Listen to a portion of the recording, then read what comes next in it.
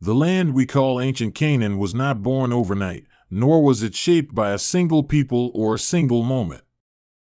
It is a geography of slow accumulation, a patchwork of river valleys, coastal plains, highland terraces, and stony deserts, where human footprints deepen across millennia. To imagine its origins is to imagine a long succession of seasons and settlements, of innovations passed hand to hand, of crops and flocks changing the face of the soil and the face of the people who tended it. This is a story of beginnings that unfolded long before any name like Israel entered the record, when the first villagers learned to stay put and coax a living from the land with steady hands. Before Israel, before empires, there were people who turned wild ground into home. Subscribe if you would have stood with them at the beginning. The earliest human presence in that region can be glimpsed in sites where hunter-gatherers made seasonal camps along the Mediterranean and on the margins of the Jordan Valley. In the late Ice Age, groups we call Natufian began to gather in larger, semi-sedentary communities, leaving behind stone circles and burials that suggest social bonds and ritual practice. These communities are important because they crossed the threshold. They began to manage wild grasses and to think in terms of steadier settlement, creating a setting where domestication could take root. From this slow intimacy with the land came the seeds of agriculture and the first settled villages, small but enduring. As climate warmed and the end of the Pleistocene approached, people in Canaan entered the era known as the pre-pottery Neolithic. House foundations were carefully laid out, and communal activities became more elaborate, reflected in architecture and art. They domesticated wheat and barley, tended goats and sheep, and developed storage systems that allowed food to be kept for leaner months. This transformation was not merely economic, it altered social relations, as permanent places to live encouraged property, kin networks, and new ritual forms tied to the earth and seasons. From the pre-pottery Neolithic, life in Canaan progressed into the pottery Neolithic, when clay vessels began to appear and foodways became more complex. Pottery allowed cooking and storage at a scale that mattered, and it carries the hands and patterns of makers across centuries. Villages expanded into larger hamlets, and the first low mounds, or tells, began to form where successive generations rebuilt in the same spots. These tells would become the visible skeletons of later cities, layered with the lives of many peoples and the memory of time. The Chalcolithic era introduced copper objects alongside stone tools, and with that metal came new possibilities for craft, trade, and status. Wealthy graves and ornate objects appear in the archaeological record, indicating sophisticated social differentiation. At the same time, networks of exchange spread across the eastern Mediterranean and through the Levant, and Canaanese communities learned to participate, offering goods like timber, textiles, and agricultural products in return for exotic materials. The stage was set for urbanization, as trade enriched certain centers and fostered competitive growth. Urban life took firmer hold in the early Bronze Age, as fortified towns appeared along coasts and rivers and the first true city-states emerged. These were compact, walled places where rulers and artisans, traders and farmers met within a defined space. The landscape of Canaan at this time was dotted with such centers, each a node of production and exchange, linked by roads that followed the coastline and the valleys. Life inside the walls combined administration, ritual, and craft production, and the so-called palaces and temples became centers of economic activity. With the coming of the Middle Bronze Age, urban complexity deepened and a more explicit political order appeared, with stronger fortifications and clear hierarchies. Cities such as Hazor and Megiddo grew in size and influence, and diplomatic correspondence and treaties began to appear in other parts of the Near East, hinting at similar pressures here. People in Canaan were now part of a wider world, where power was measured in chariots and alliances as much as in harvests and stone fortresses. New imprints of culture and technology flowed into the region from neighboring powers in Egypt and Mesopotamia, and these interactions shaped local tastes and political strategies. The Late Bronze Age marks a peak in the reach of Canaanese cities, but it is also a time of intense international entanglement. Egyptian influence rose strongly along the coast as pharaohs sought control of the trade routes and the rich resources of the Levant. At the same time, the inland polities maintained links with Syrian states and with Anatolian powers, forming a tense but productive diplomatic web. This was a world where gifts and hostages, marriages and military escorts kept the fragile order in place, and where the success of a city depended on cunning diplomacy as much as on walls. Through these centuries, the everyday material culture of Canaan shaped and revealed identity. Pottery styles shifted gradually, carving a local signature that archaeologists used to trace movements of people and ideas. Metalworking refined the edge of tools and the shimmer of jewelry, while ivory carvings and inlay spoke to elite tastes and to an appetite for luxury. Craftspeople organized production in workshops, possibly under the direction of palace or temple administration, and goods moved along routes that connected inland plains to Mediterranean harbors.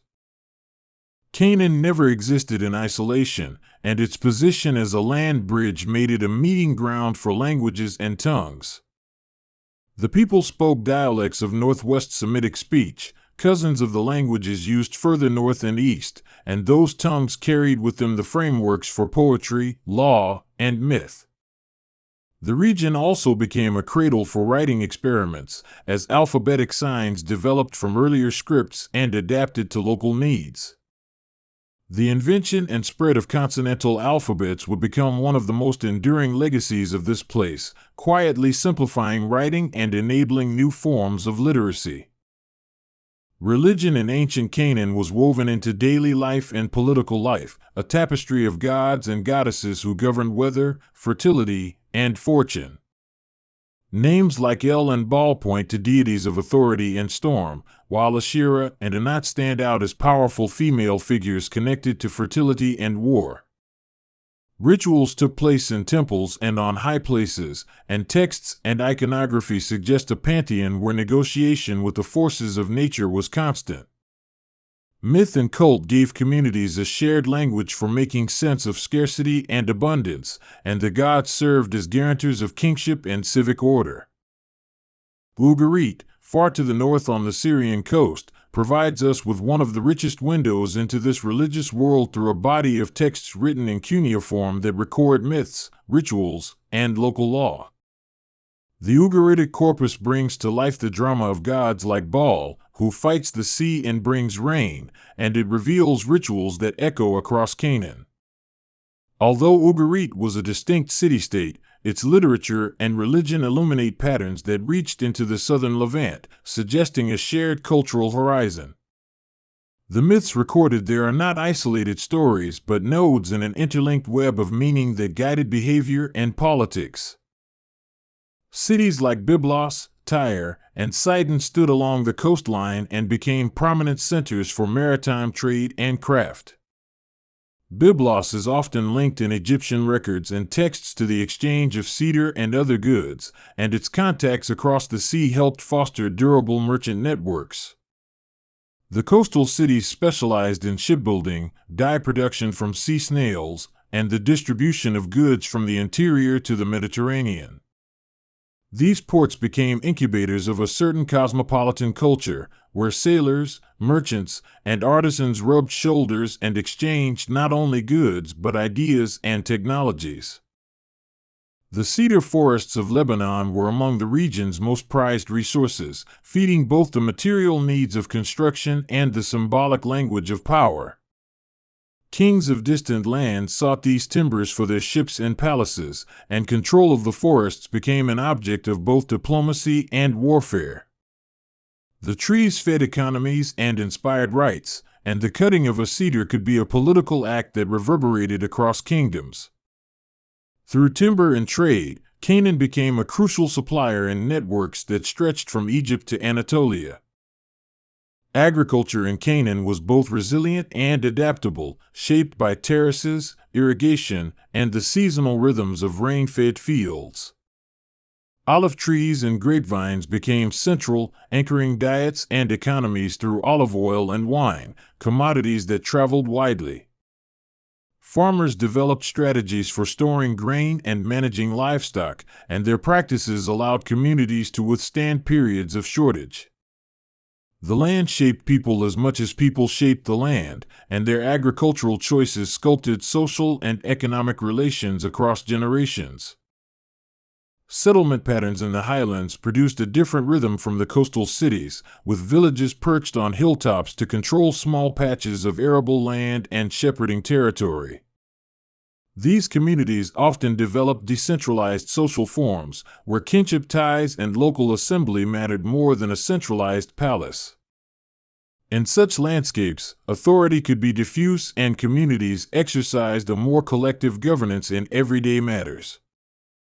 This variation across Canaan meant that political life took many forms, from palace-centered polities to loosely organized village leagues. Burial practices across the region reveal a mosaic of beliefs and status markers, from simple inhumations to elaborate shaft graves and chamber tombs filled with goods. Tombs were often places where the living expressed ties to ancestors and sought continuity with the past, linking households to a line of descent. Funerary objects could be modest tools or exquisite adornments that suggest long-distance exchange and the presence of elites who possessed more than others. Through these silent repositories, we learn about inequality, practice, and the value systems that shape daily life. As city-states matured, rulers began to stake claims to authority through monumental construction, city walls, gates, palaces, and temples that expressed power in stone. These structures were not only defensive or religious, they symbolized a ruler's ability to mobilize labor and resources. Labor itself became an instrument of power, and the control over building programs reinforced the social hierarchy. At the same time, public spaces hosted markets and ceremonies, binding strangers into civic life and enabling cities to function as centers of redistribution. The economy of Canaan was diverse, integrating agriculture, craft production, and international trade into systems that sustained both elites and ordinary households. Palaces and temples could function as economic hubs, storing grain and redistributing it in times of need, but much production remained household-based. That said, specialized workshops emerged for pottery, metallurgy, and textile production, and these workshops could be linked to urban centers or even to foreign merchants. In this way, the economy balanced local subsistence with wider networks of exchange and dependency. Writing and administration left more visible marks as the region moved into the Bronze Age, with administrative texts recording transactions, inventories, and treaties in neighboring states. Although alphabetic inscriptions are rare in the earliest phases, the spread of writing technologies had profound effects on governance and memory over time. The early scripts simplified earlier complex cuneiform systems and allowed more people to adopt literacy for commercial and legal purposes. This democratization of writing would pay dividends in the centuries to come, enabling the diffusion of law codes, correspondence, and religious texts. Linguistically, the Northwest Semitic speech of Canaan supplied the roots for a family of dialects that would later be recognized as Canaanite. These dialects contained the seeds of later written languages, including Phoenician and Hebrew, and they formed a living continuum across towns and countryside. Language acted as a glue, helping traders, priests, and rulers communicate across diverse communities, even as local accents and vocabulary marked identity. Over generations, inscriptions and literary texts would capture and fix fragments of those dialects, granting modern readers a voice from the past. The archaeological record of ivory carving, inlaid furniture, and fine metalwork points to a taste for luxury among the elites of Canaan, who sought symbolic objects that reflected status and connection. These objects often bear foreign styles or materials, indicating not only wealth but also a desire to participate in an international elite culture. Artistic motifs travel much like goods do, and the presence of Egyptian or Syrian styles in Cantonese contexts reveals choices by patrons who defined themselves through a cosmopolitan visual language. Such encounters of aesthetics tell stories of aspiration and identity. In the realm of daily life, ceramic cooking pots, storage jars, and simple tools formed the backbone of household existence, providing continuity across centuries even as palace forms changed. The skill of potters, bakers, and weavers shaped the rhythms of domestic economy, and many innovations arrived quietly through household exchange long before they registered in grand architecture. These small things, when piled together in archaeological layers, give us a cumulative picture of diet, gender roles, and the division of labor. The clay and fiber of ordinary life are the stubbornly persistent evidence of people living, loving, and surviving in a demanding environment. Cantonese social hierarchies mirrored the complexity of their material life, with powerful families and rulers standing at the top, but with craftspeople, traders, and farmers occupying vital positions as well. Patron-client relationships and household networks structured daily interactions, and marriage and inheritance practices shaped alliances across communities. Power was often mediated through ritual. Temple officials and priesthoods maintained cults that linked the populace to divine favor and legitimized rulers. Competition for wealth and prestige sometimes resulted in conflict, but alliances and exchange often kept the local order functioning. The presence of fortifications in many cities speaks to the perennial need for defense, whether against local rivals or distant powers. Walls and gate complexes were not only military installations, they were symbolic boundaries that signaled communal cohesion and the authority of rulers who could command labor. Within those walls, urban life continued with markets, workshops, and rituals that marked the civic calendar. Even when walls fell, the memory of them remained as markers of a city's former glory. Canaan's coastal harbors made the region an essential intermediary between Egypt and Anatolia, a conduit for goods, ideas, and people moving east and west. Ships carried timber, resin, oil, and fine textiles, while merchants moved information about markets and markets' tastes. This flow of goods created opportunities for profit and for the spread of technologies such as shipbuilding and navigation techniques. Maritime connectivity also introduced cultural cross-pollination. Fashions, religious symbols, and languages shifted as crews and traders mingled at port cities. The evolution of alphabets in the eastern Mediterranean owed much to the interactions in places like Canaan. Simplified scripts emerged as practical tools for record-keeping and trade, gradually replacing the more cumbersome syllabic and logographic scripts used farther east. The early consonantal alphabet, sometimes called Proto-Sinaitic, allowed scribes to represent spoken language in a flexible way that spread fast along trading networks. Over time, these alphabets developed into regional forms, including Phoenician, which in turn influenced Greek and later European scripts, a diffusion that began in small workshops and merchant offices in towns like those on the Canaanite coast. Powerful empires to the north and east, including the Hittites and Mitanni, periodically influenced the politics of the Levant, but Canaan maintained a local autonomy by forming shifting alliances and leveraging trade.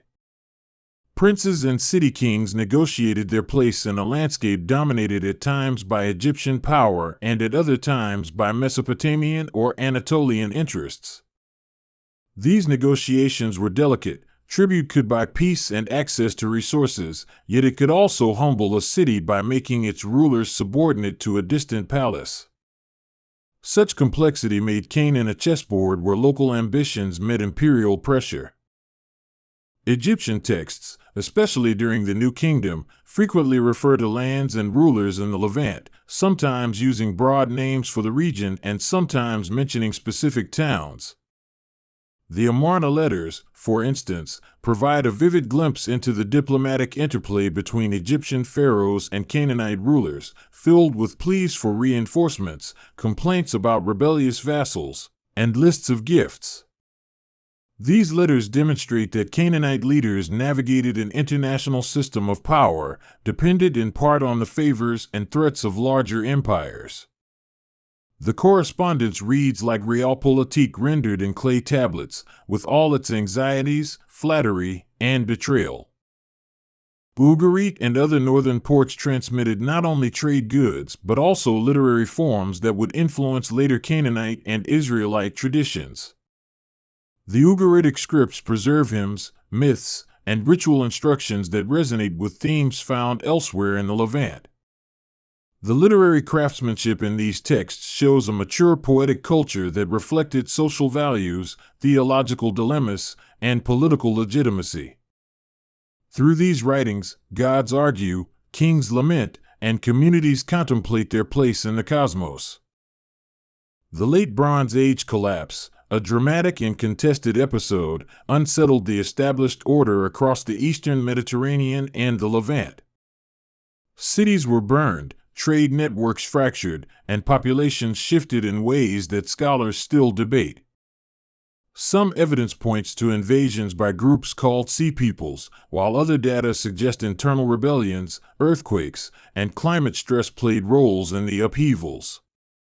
Whatever the combination of causes, the end result was a reduction of urban complexity in many places and the emergence of smaller, more localized political entities.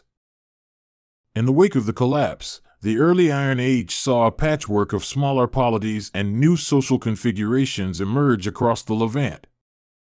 Coastal towns like those that would become the Phoenician city-states re-established maritime trade and developed distinctive mercantile cultures.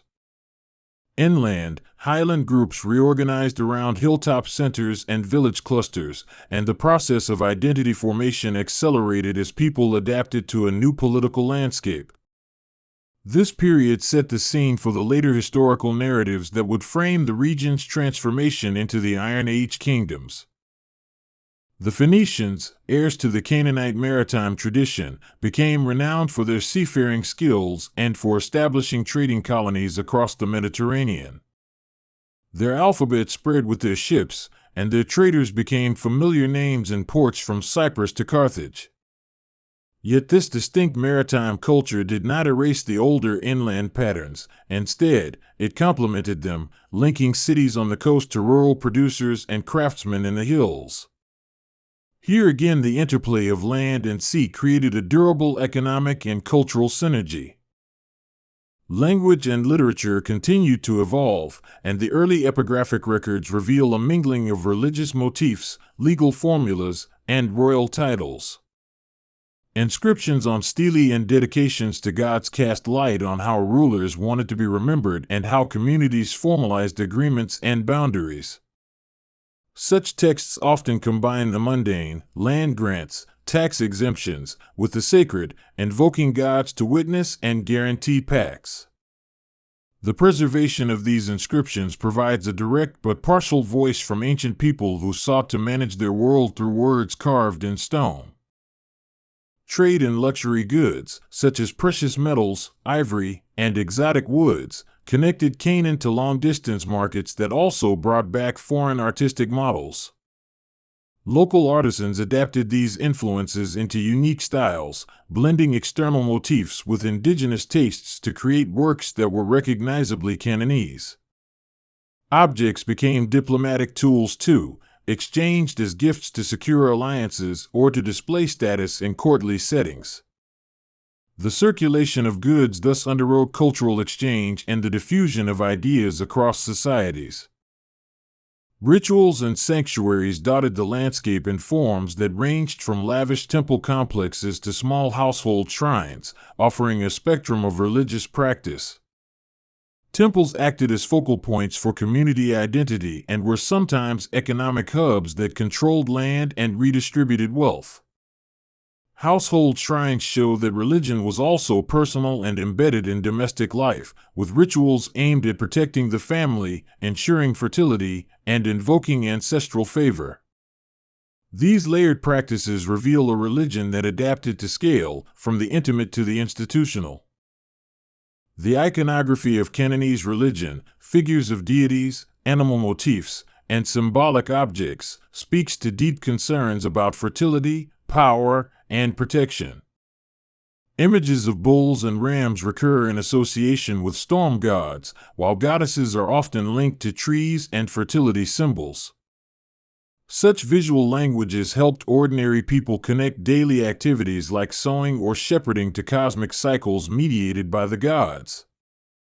The persistence of certain motifs testifies to enduring theological threads that ran through centuries of ritual life. Military technology, particularly the increasing use of chariot forces in the late Bronze Age, shaped the balance of power both within Canaan and in its relations with neighboring polities. Chariots were expensive and required specialized crews, so their appearance in a ruler's arsenal signaled considerable resources. Yet infantry, fortifications, and terrain knowledge remained decisive in many conflicts, and small-scale raids and sieges were common. War was part of political life, but it rarely produced total social collapse. Rather, it altered the map of alliances and territorial control. As the Iron Age progressed, new polities crystallized and the memory of earlier Canaanite city-states persisted in names and traditions that would be inherited by later peoples. The region continued to be a crossroads, where old identities recombined and new ones emerged in response to shifting economic and political pressures. Continuity and transformation entwined. Many institutions and practices from the Bronze Age survived, yet they did so in modified forms adapted to the realities of a post-collapse world. The story of origins is therefore not a neat succession but a braided history of persistence amid change. The question of ethnicity in ancient Canaan resists simple answers because identities were fluid and often defined by political allegiance, language, and ritual practice rather than by modern categories. People may have regarded themselves primarily as inhabitants of a city or followers of a particular cult, and those affiliations could shift across generations. Archaeology shows cultural continuities and discontinuities, but it rarely maps cleanly onto rigid ethnic labels. We should therefore think of Canaan as a cultural landscape where overlapping identities coexisted and reconfigured over centuries. Archaeological methods have been essential to reconstructing this story through systematic excavation, stratigraphic analysis, pottery typology, and now radiocarbon dating and bioarchaeological techniques. Each layer of a tell records a chapter of human activity, and when archaeologists read those layers carefully, they can recover sequences of occupation and change. Scientific advances in dating and in analyzing plant and animal remains refine our understanding of diet, environment, and trade. Yet interpretation always involves a degree of hypothesis, and scholars debate the meanings and implications of the same data. In recent decades, interdisciplinary approaches have enriched the study of Canaan's origins, combining textual studies with environmental science, isotopic analyses of human bones, and ancient DNA. These tools offer new insights into migration, diet, and kinship that complement traditional archaeological narratives. For example, isotopic studies can reveal whether individuals were locals or newcomers, while ancient DNA can hint at population movement and admixture across centuries. Such methods add layers of evidence, but they also complicate neat narratives by revealing unexpected continuities and mixtures.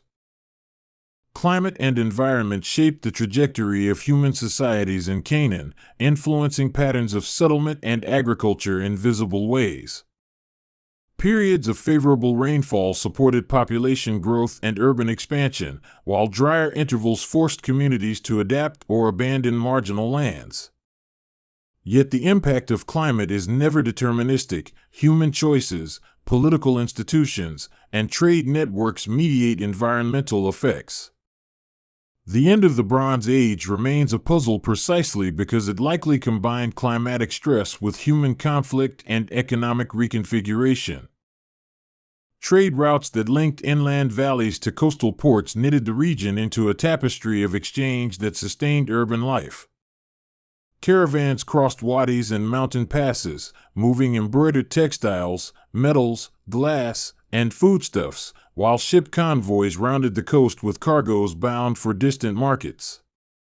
The material imprints of those routes, warehouses, wharves, and the distribution of foreign pottery, reveal the channels through which ideas and goods flowed. Over centuries, those channels could narrow or flourish, depending on political stability and demand. The architecture of Canaanese houses ranged from modest domestic compounds to large, columned halls that may have served administrative purposes, and this variety reflects a society with multiple scales of wealth and function. Some streets cut through dense neighborhoods where courtyard houses sheltered extended kin groups, while other quarters contained concentrated workshops and storage facilities.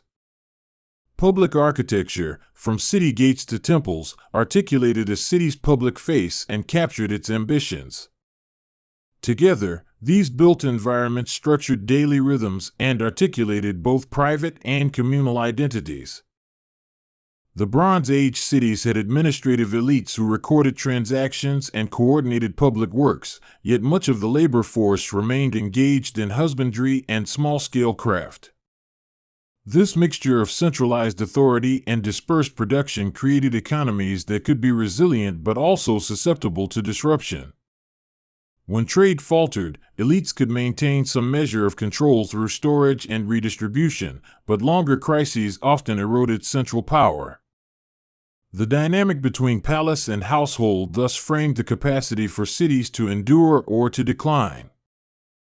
Religion and kingship were often intertwined, as rulers used divine sanction to claim legitimacy and temples acted as repositories of wealth and social memory.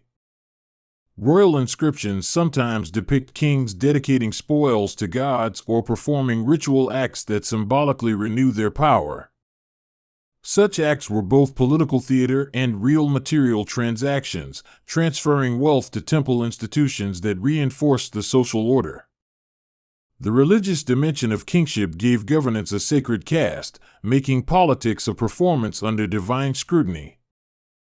The visual culture of seals and seal impressions offers a window into administrative practices and personal identities, as seals marked ownership, authorized transactions, and signified status.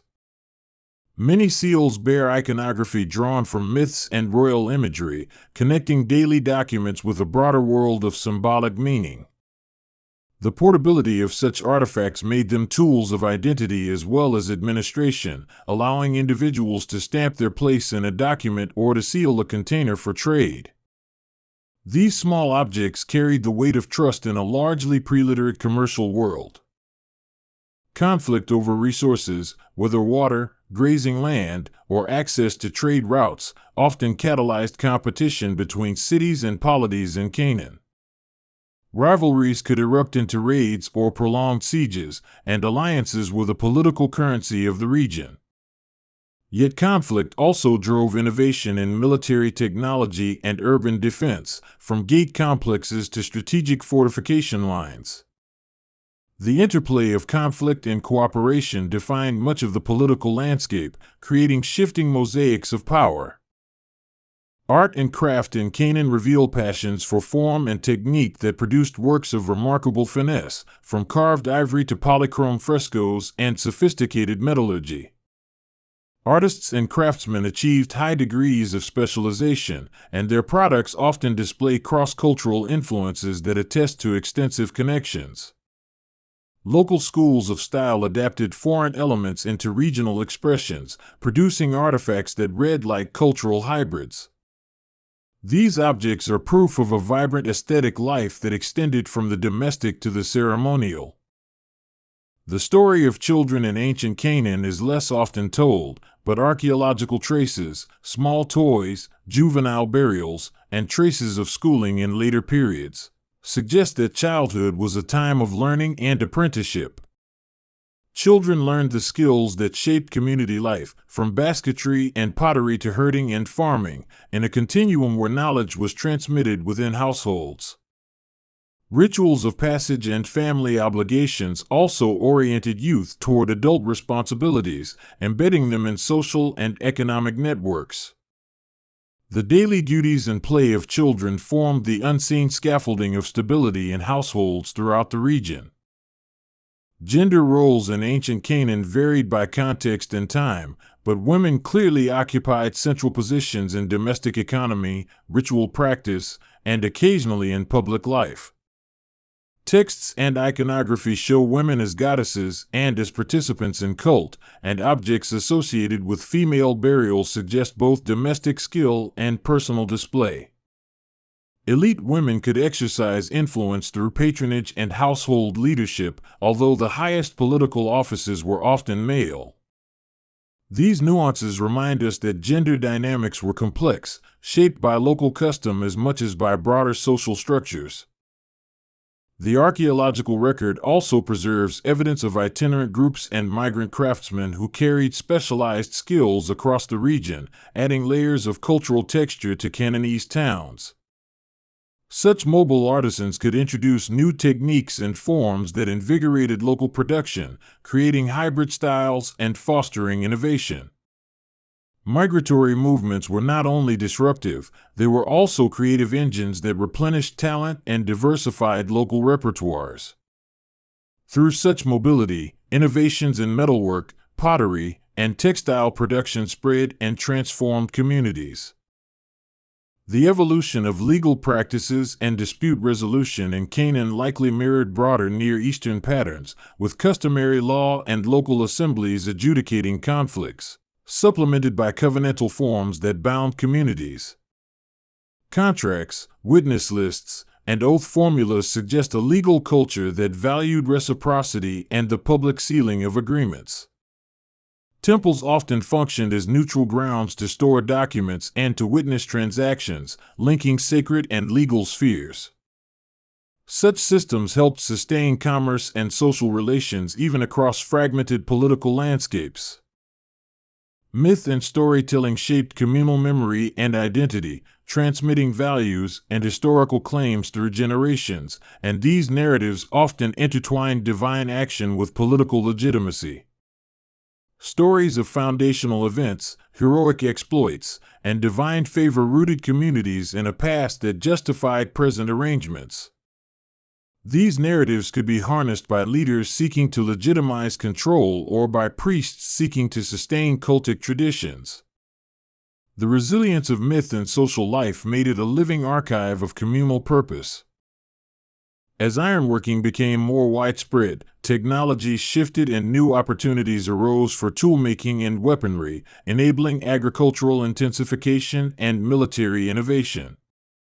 Iron tools could be produced more widely and cheaply than bronze, slowly transforming craft production and agricultural efficiency.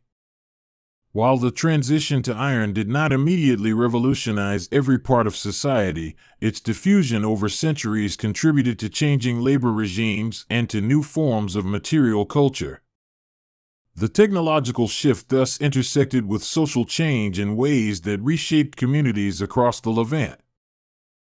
Canaan's arts and crafts also preserved a delicate balance between local tradition and foreign influence, with each generation rewriting motifs according to new tastes and political realities.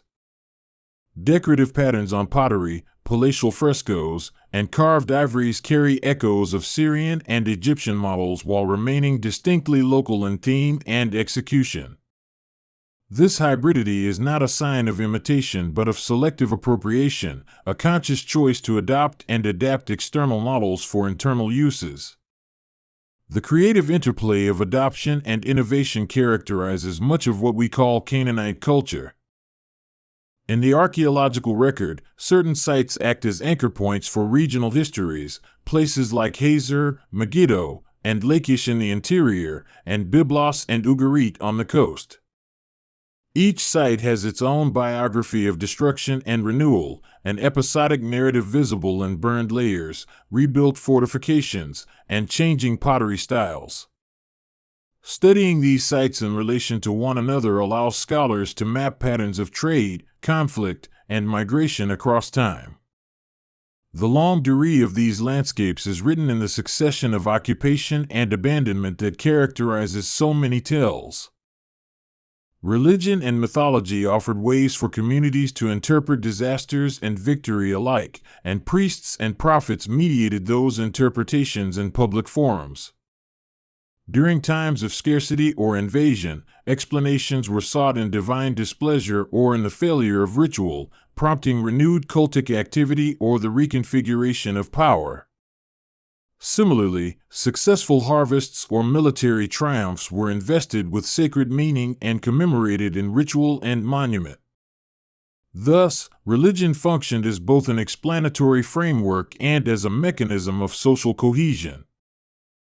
The archaeological discovery of administrative archives in some neighboring polities hints at the possibility that similar records once existed in Canaan but rarely survived. When texts do appear, they open a doorway into administrative life, showing how rulers managed resources, levied tribute, and negotiated with foreign powers. The survival of these documents is often a matter of chance, and the patchy record obliges scholars to read fragments conservatively. Yet even fragmentary texts reveal a world of contracts, obligations, and complex social administration. Artistic motifs associated with weather gods and fertility rites often double as political symbols, linking divine favor with the legitimacy of rulers who patronized these cults. Finds of votive objects in temple precincts point to rituals intended to secure rainfall, abundant flocks, and the fertility of fields and women alike. Rulers who could promise prosperity by sponsoring the right rituals gained advantage, and temples that managed lands and redistributed grain secured social loyalty. Religion and politics were thus mutually reinforcing domains in ancient Canaan. Archaeobotanical and zooarchaeological studies reconstruct diets and husbandry practices, revealing diets based on cereals, legumes, olives, and grapes, supplemented by meat from sheep, goats, and cattle. These analyses demonstrate how agricultural strategies varied across ecological zones and how diet adapted to urbanization. They also show how trade affected diet. Imported foods and luxury items appeared in elite contexts, while ordinary households maintained more local menus. Together, these scientists' findings illustrate daily life in concrete, biological terms. Cultural memory in Canaan was transmitted not only through texts and ritual but through architecture, landscape modification, and lineage claims that anchored communities to place. A field terraced centuries earlier could carry the imprint of an ancestor, and a shrine on a hill could serve as a focus for seasonal gatherings that reinforced communal identity. Such practices localized history, embedding the past in visible, practical forms that shaped how people understood their belonging. Memory thus became a material affair, stitched into the soil and stone of the land. The region's history cannot be reduced to a single period or people, rather it is a palimpsest of overlapping eras that preserve traces of continuity and change. From the Natufians' first semi-sedentary camps through the complex city-states of the Bronze Age and into the reconfigured landscape of the Iron Age, the arc of development shows both innovation and resilience. Each epoch left patterns of settlement, ritual, and craft that influenced later generations, even as new forces altered the terrain of power. To tell the story of Canaan's origins is to trace a long and layered human experiment in living on a fertile, contested land. The Phoenician legacy, with its seafaring and alphabetic achievements, is often read as a culmination of earlier Canaanite maritime traditions. Phoenician merchants extended networks across the Mediterranean, founding colonial outposts and ferrying goods and ideas over vast distances. Their commercial prowess and cultural influence were rooted in centuries of coastal enterprise, yet they also adapted to changing geopolitical realities of the Iron Age. The continuity from earlier Canaanite patterns into a distinctly Phoenician phase underscores the region's long-term capacity for adaptation and reinvention. The arrival of new powers and the movement of peoples in later centuries reshaped the political map, but they also interacted with existing Canaanite institutions and practices. Imperial projects from Assyria, Babylon, and Persia overlaid new administrative systems onto older social fabrics, often co-opting local elites and cults to stabilize rule. These encounters sometimes imposed change quickly and decisively, but often they operated through local intermediaries and thus preserved elements of earlier social order. The survival of local practices within imperial structures attests to the durability of Canaanese cultural foundations. Textual traditions that later emerged in Hebrew and other languages would often reframe Canaanite pasts through theological and polemical lenses, but archaeology offers a complementary account grounded in material remains. Comparing texts with archaeological findings invites a nuanced understanding of how memory and myth shaped later narratives about the land and its people. The biblical text engages with Canaan in complex ways, sometimes preserving ancient memories and sometimes reimagining them for new ideological ends. A careful reading of both sets of sources, archaeological and textual, produces a richer, though more complicated, portrait of the land before the rise of Israel. To walk the ancient landscape of Canaan in imagination is to move through fields and harbors where the ordinary and the monumental coexisted, where households tended plots and kings raised walls, and where correspondence in clay connected rulers across thousands of miles. The land's long history is not a closed book but a living archive of human adaptation, craft, conflict, and faith. Its origins lie in the slow work of communities learning to harness soil and sea, in the cultivation of grain and vine, and in the creation of rituals and words that bound people together. Every shard, every burial, every inscription reminds us that history is made by many hands, across many seasons. In the end, the story of ancient Canaan before Israel is not simply a prelude but a foundational chapter in a much longer drama of the Eastern Mediterranean. It is a record of human ingenuity and resilience, of trade and ritual, of languages and gods that shaped the consciousness of countless generations.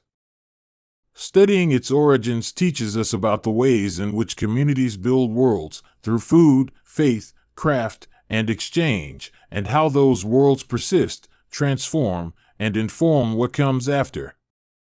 To pay attention to Canaan is to listen to the deep physical and cultural rhythms that made the region a crossroads of history.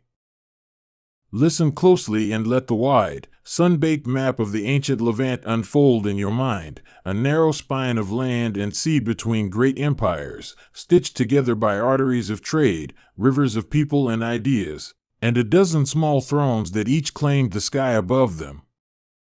These were the city-states and kingdoms of Canaan, a landscape of walls and harbors, markets and temples, where the rhythm of day and night marked the rise and fall of fortunes. Imagine approaching from the sea, sails lowering as you glimpse a scatter of white buildings clinging to the rocky coast, or coming overland along a dusty trade route, caravans trailing behind and the scent of resin and spices on the wind.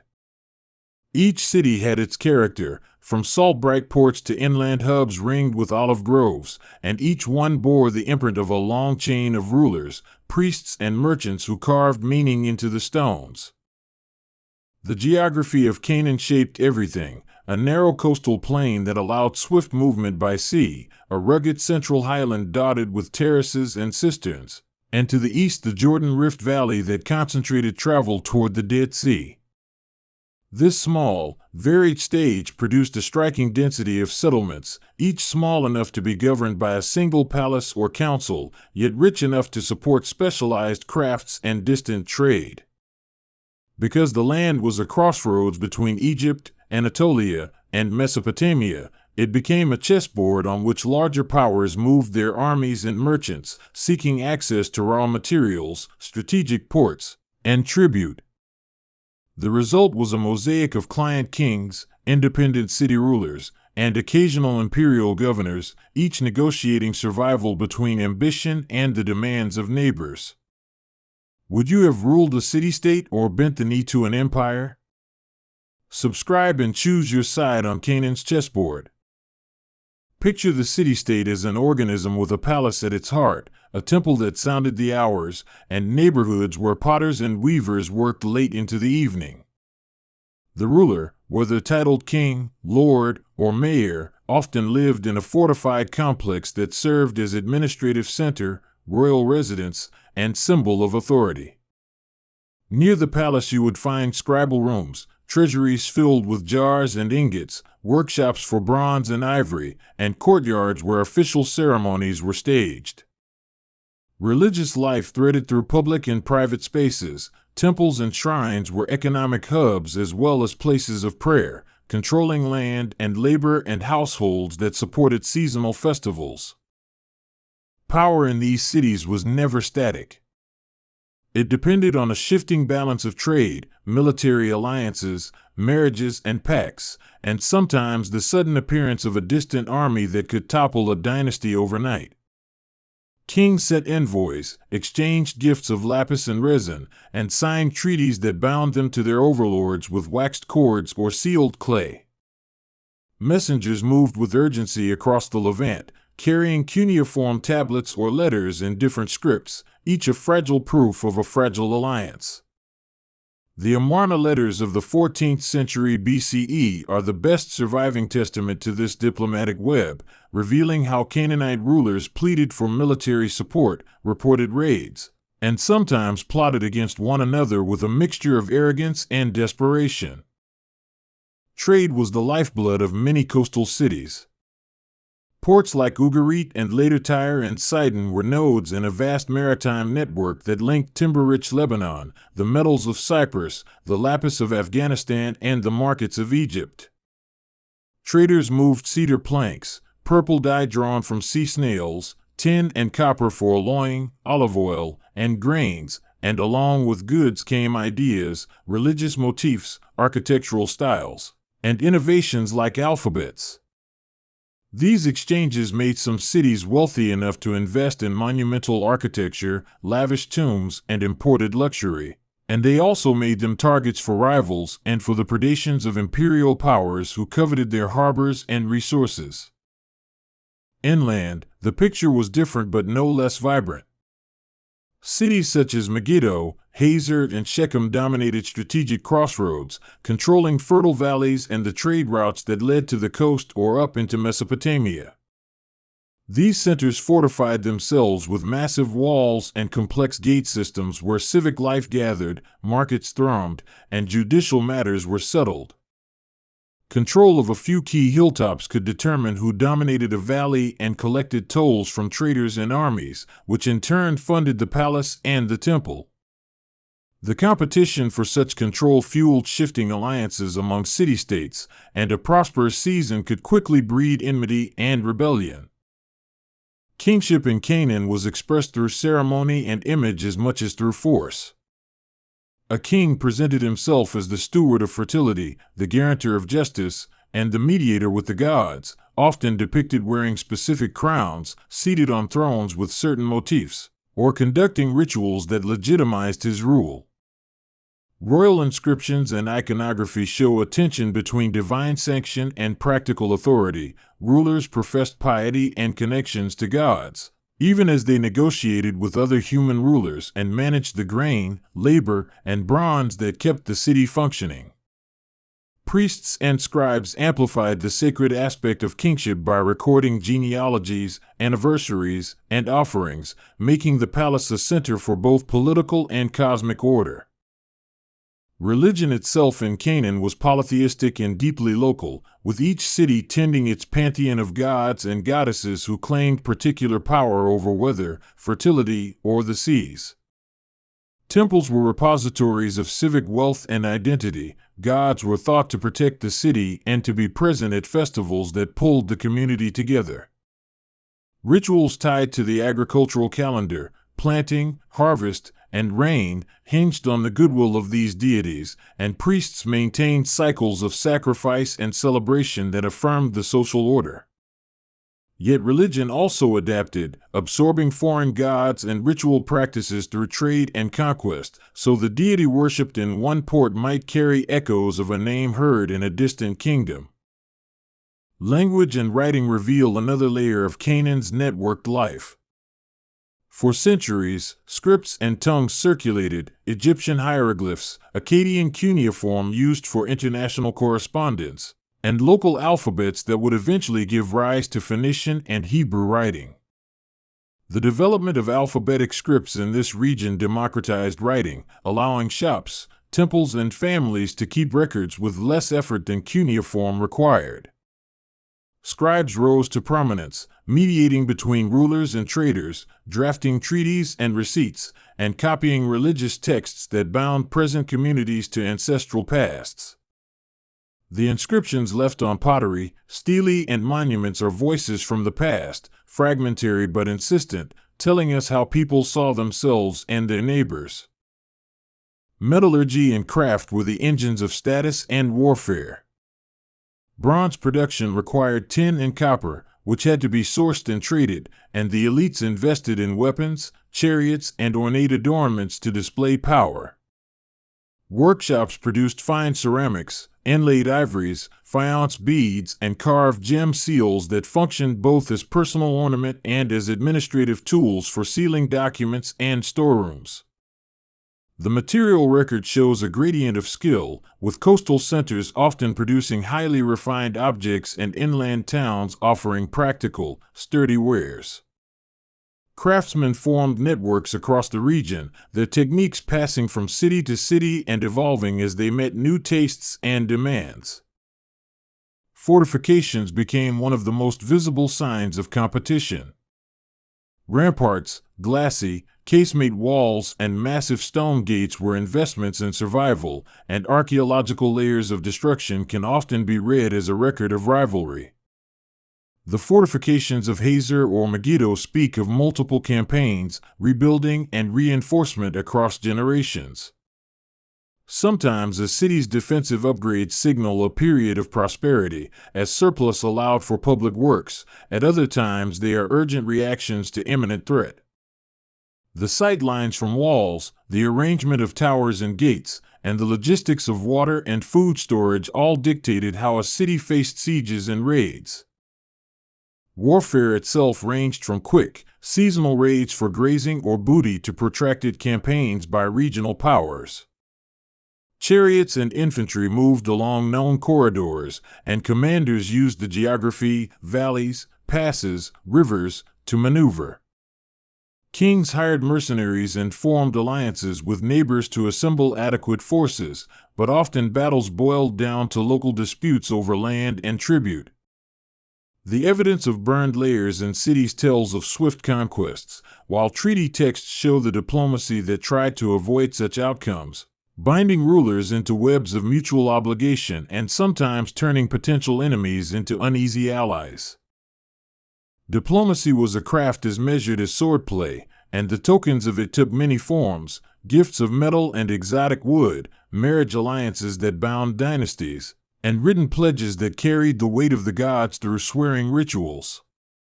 The careful exchange of gifts could cement loyalty, and royal marriages were a common way to secure peace or secure a claim. At the same time, the same exchange could be a cover for espionage or a prelude to betrayal, as rulers balanced honor with the imperative to secure resources and position. Correspondence was often blunt in its urgency. Letters asked for troops, food supplies, and forgiveness, laying bare the precarious position of smaller polities wedged between empires. Egypt loomed large for much of Canaan's Bronze Age history. Pharaonic campaigns and administrative centers along the coast blurred the line between colonization and a network of vassal states, with Egyptian garrisons, governors, and officials interacting closely with Canaanite courts. Egyptian influence brought new art styles, objects, and religious practices to the region, and the exchange left an imprint on palace architecture, pottery shapes, and administrative techniques. Yet, the relationship was not merely hegemonic. Local rulers often maneuvered to maintain autonomy, extracting Egyptian support while cultivating local identities and networks. To the north and east, the Hittites and Mitanni played similar roles, sometimes driving power shifts that reverberated through the Levant. These Anatolian and Syrian realms disrupted established alignments and opened new avenues for alliances, forcing Canaanite rulers to choose sides or navigate between conflicting demands. The political culture of the period, with its vassal treaties, tribute lists, and correspondences, shows how these great powers and small city-states were entwined in a pattern of layered authority. The movement of peoples and mercenaries across borders further complicated loyalties and created patchworks of cultural influence. Local kingdoms such as Moab, Ammon, and Edom held sway east of the Jordan and were integral to the region's dynamics. These polities, sometimes called Transjordanian kingdoms, managed pastoral resources and controlled routes to the Arabian interior. Their relationships with Canaanite cities ranged from trade partnerships to open hostility, and their kings claimed descent and identity through epics and genealogies that anchored power and ancestry. The borderlands they occupied were lenses through which we can see the intersection of pastoral mobility and urban life, where seasonal movements intersected with markets and diplomacy. The arrival and entrenchment of peoples like the Philistines introduced new cultural elements and further shifted the scene. The Philistines, often associated with Aegean origins, established a pentapolis along the southern coast, Gaza, Ashkelon, Ashdod, Ekron, and Gath, that became formidable maritime and military players. Their pottery styles, cultic practices, and burial customs show a synthesis of foreign elements with local traditions, revealing how migration and assimilation shaped the cultural map. Their conflicts with inland groups, chronicled in later traditions, were intense and contributed to the reshaping of power balances in the Iron Age. As the Late Bronze Age gave way to the Iron Age, the region experienced deep transformations. The so-called Bronze Age collapse, a complex and contested phenomenon, saw the fall of several palaces and the reconfiguration of political and economic networks. Trade routes were disrupted, populations shifted, and new polities rose to fill vacuums. Some cities never recovered their former complexity, while others adapted by shifting their economies or reorienting their political ties. The collapse was not instantaneous nor uniformly destructive. Rather, it was a prolonged period of change with winners and losers across the Levant. Into the Iron Age, the emergence of more centralized kingdoms, like Israel and Judah, began to rewrite the political map while preserving many elements of earlier Canaanite life.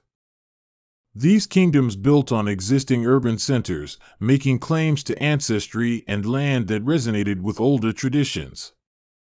Their kings engaged in the familiar language of alliance and enmity, sometimes adopting innovations like standing armies or administrative reforms that centralized power. The cultural continuity is striking. Pottery types, architectural practices, and ritual customs reveal threads that tie the Iron Age back to the Bronze Age, even as new identities crystallized. Archaeology fills in the human texture behind these political shifts. Excavations of city gates, palaces, temples, and domestic quarters give us snapshots, ash layers that mark destruction, tiny seal impressions that once locked storerooms, and the charred remains of cereal and pulses that fed a city. Each stratum is a page in a book written by builders and invaders, priests and potters. The work of archaeologists is painstaking, piecing together broken pots and fragmentary texts into coherent narratives, always mindful that every recovered shard carries both story and silence. The material remains also tell of daily life, how families lived, how children learned crafts, How women managed households and engaged in economic activity that rarely gets the spotlight in grand political histories. House plans show rooms dedicated to storage, cooking and sleeping, and household artifacts reveal a world of complex domestic economies. Textile production, food preparation, and small-scale artisanship created goods for both local consumption and long-distance exchange. The interplay between public palace economies and private household production was a continuous negotiation that kept cities functioning and made civic prosperity possible. Scribes and education formed a backbone for administration and culture. The training of scribes in cuneiform or alphabetic writing provided bureaucratic capacity for record-keeping, legal decisions, and transmission of tradition. Schools, whether attached to temples or palaces, taught skills essential for running a state, accounting, legal drafting, and sometimes the recitation of mythic genealogies that justified rulers. Literacy remained limited but crucial. Those who could read and write were gatekeepers of memory and authority, shaping how future generations would understand the past. Law and justice, while not uniform across the region, often centered on customary practices mediated by authorities and anchored by reciprocity and oath-making. Disputes over property, debt, and violent acts were adjudicated by local councils, elders, or royal officials, and penalties often combined restitution with ritual apology. The legal fabric relied heavily on social pressure and the sanctity of vows, where public shame and cycles of reparation maintained order as much as written statutes. In many ways, community enforcement and the fear of divine reprisal were the unseen pillars of social stability. Economic systems in the Levant blended agriculture, pastoralism, and trade in a delicate balance depended on seasonal rhythms and climatic variation. Olive oil and wine were not simply commodities, they were currencies of status, diet staples, and offerings. The terrace agriculture that characterized the highlands required communal labor and long-term investment, creating social bonds and obligations across households. Surplus storage, often controlled by elites, enabled rulers to redistribute grain in times of scarcity and to fund military campaigns and public projects. The visual culture of Canaan developed a distinctive vocabulary: carved stelae, gods rendered with animal attributes, ritual scenes on seals, and decorative motifs that moved from wooden architecture to carved ivories and metalwork.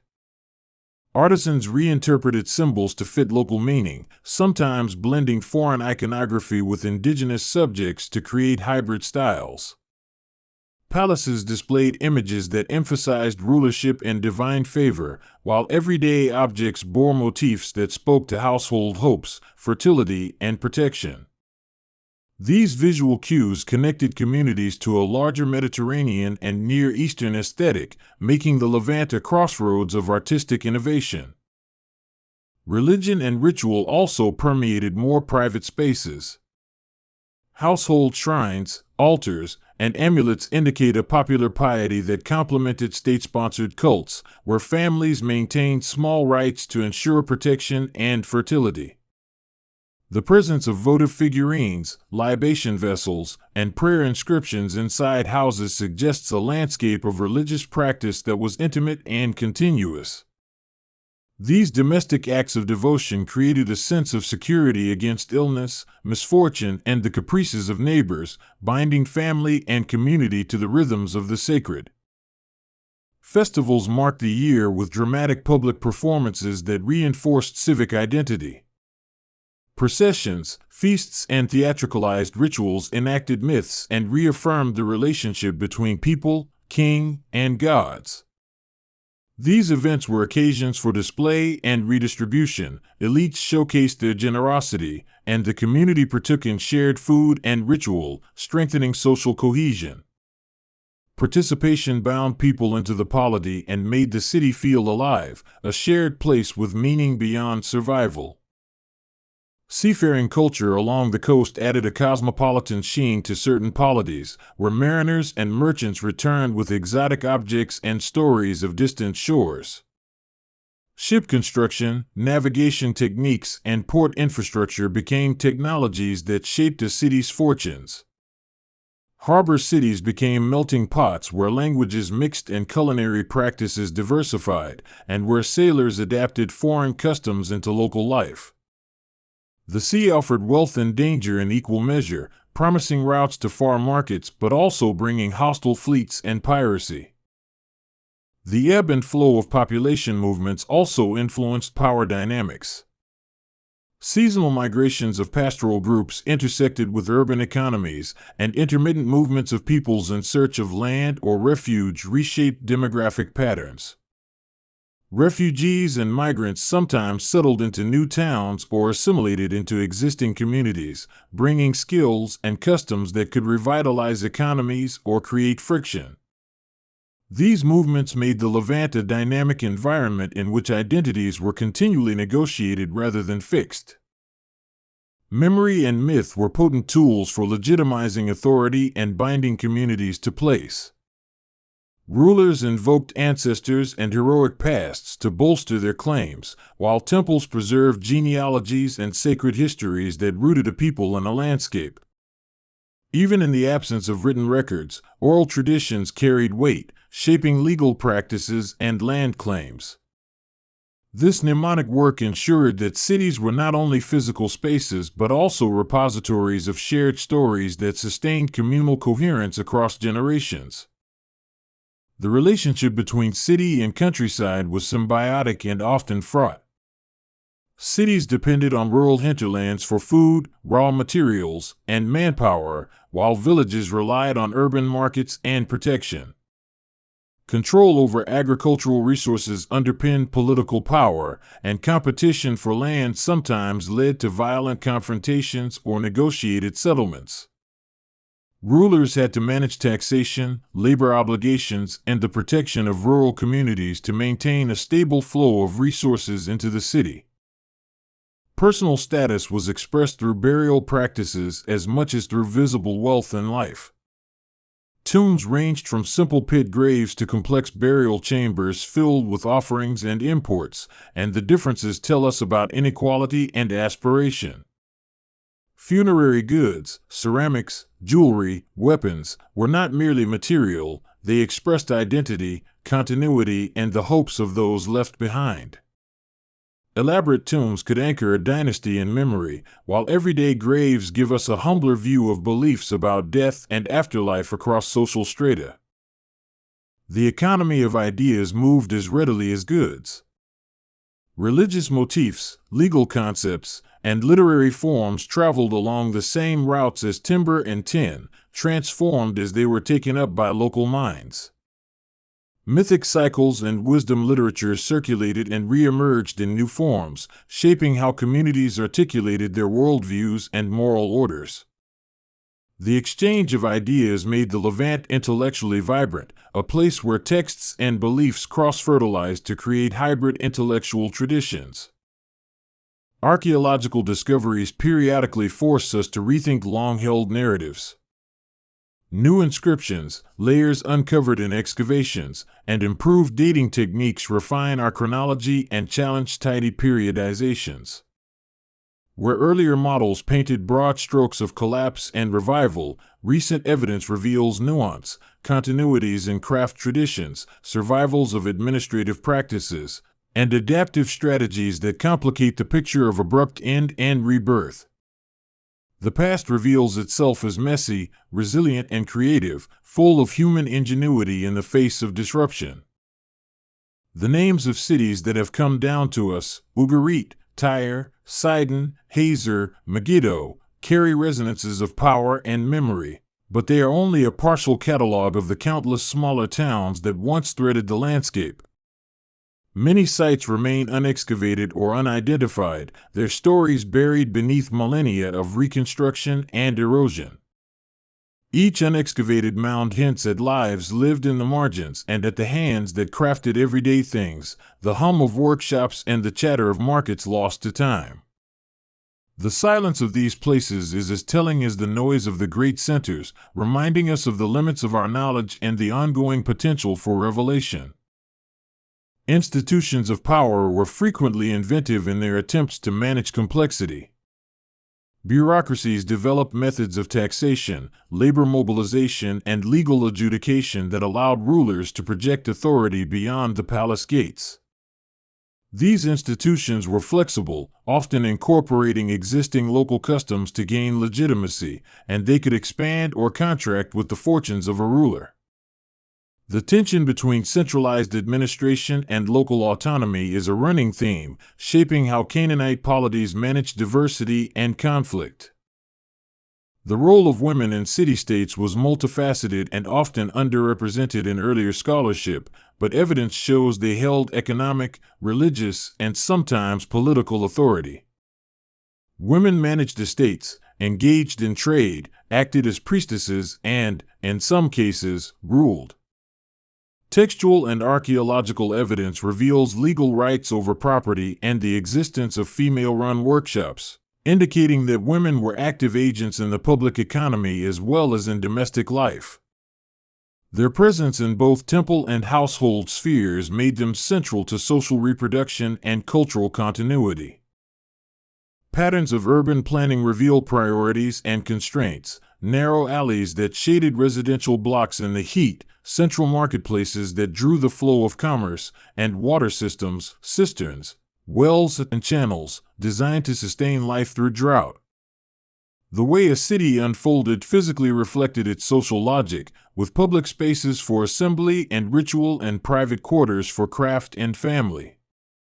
Urban growth often brought challenges of sanitation, resource distribution, and social order, requiring managerial creativity and sometimes violent repression of unrest. Religion and kingship were also convergent forces in legitimating conquest and suppression. Victorious kings erected monuments and stelae proclaiming divine favor, and temples sometimes doubled as centers for resource extraction and political propaganda. Religious festivals could be used to rally support for rulers or to integrate diverse populations under a common ritual framework. This interplay between sacred and secular authority allowed rulers to craft narratives of unity and destiny, even when the reality on the ground was fractious.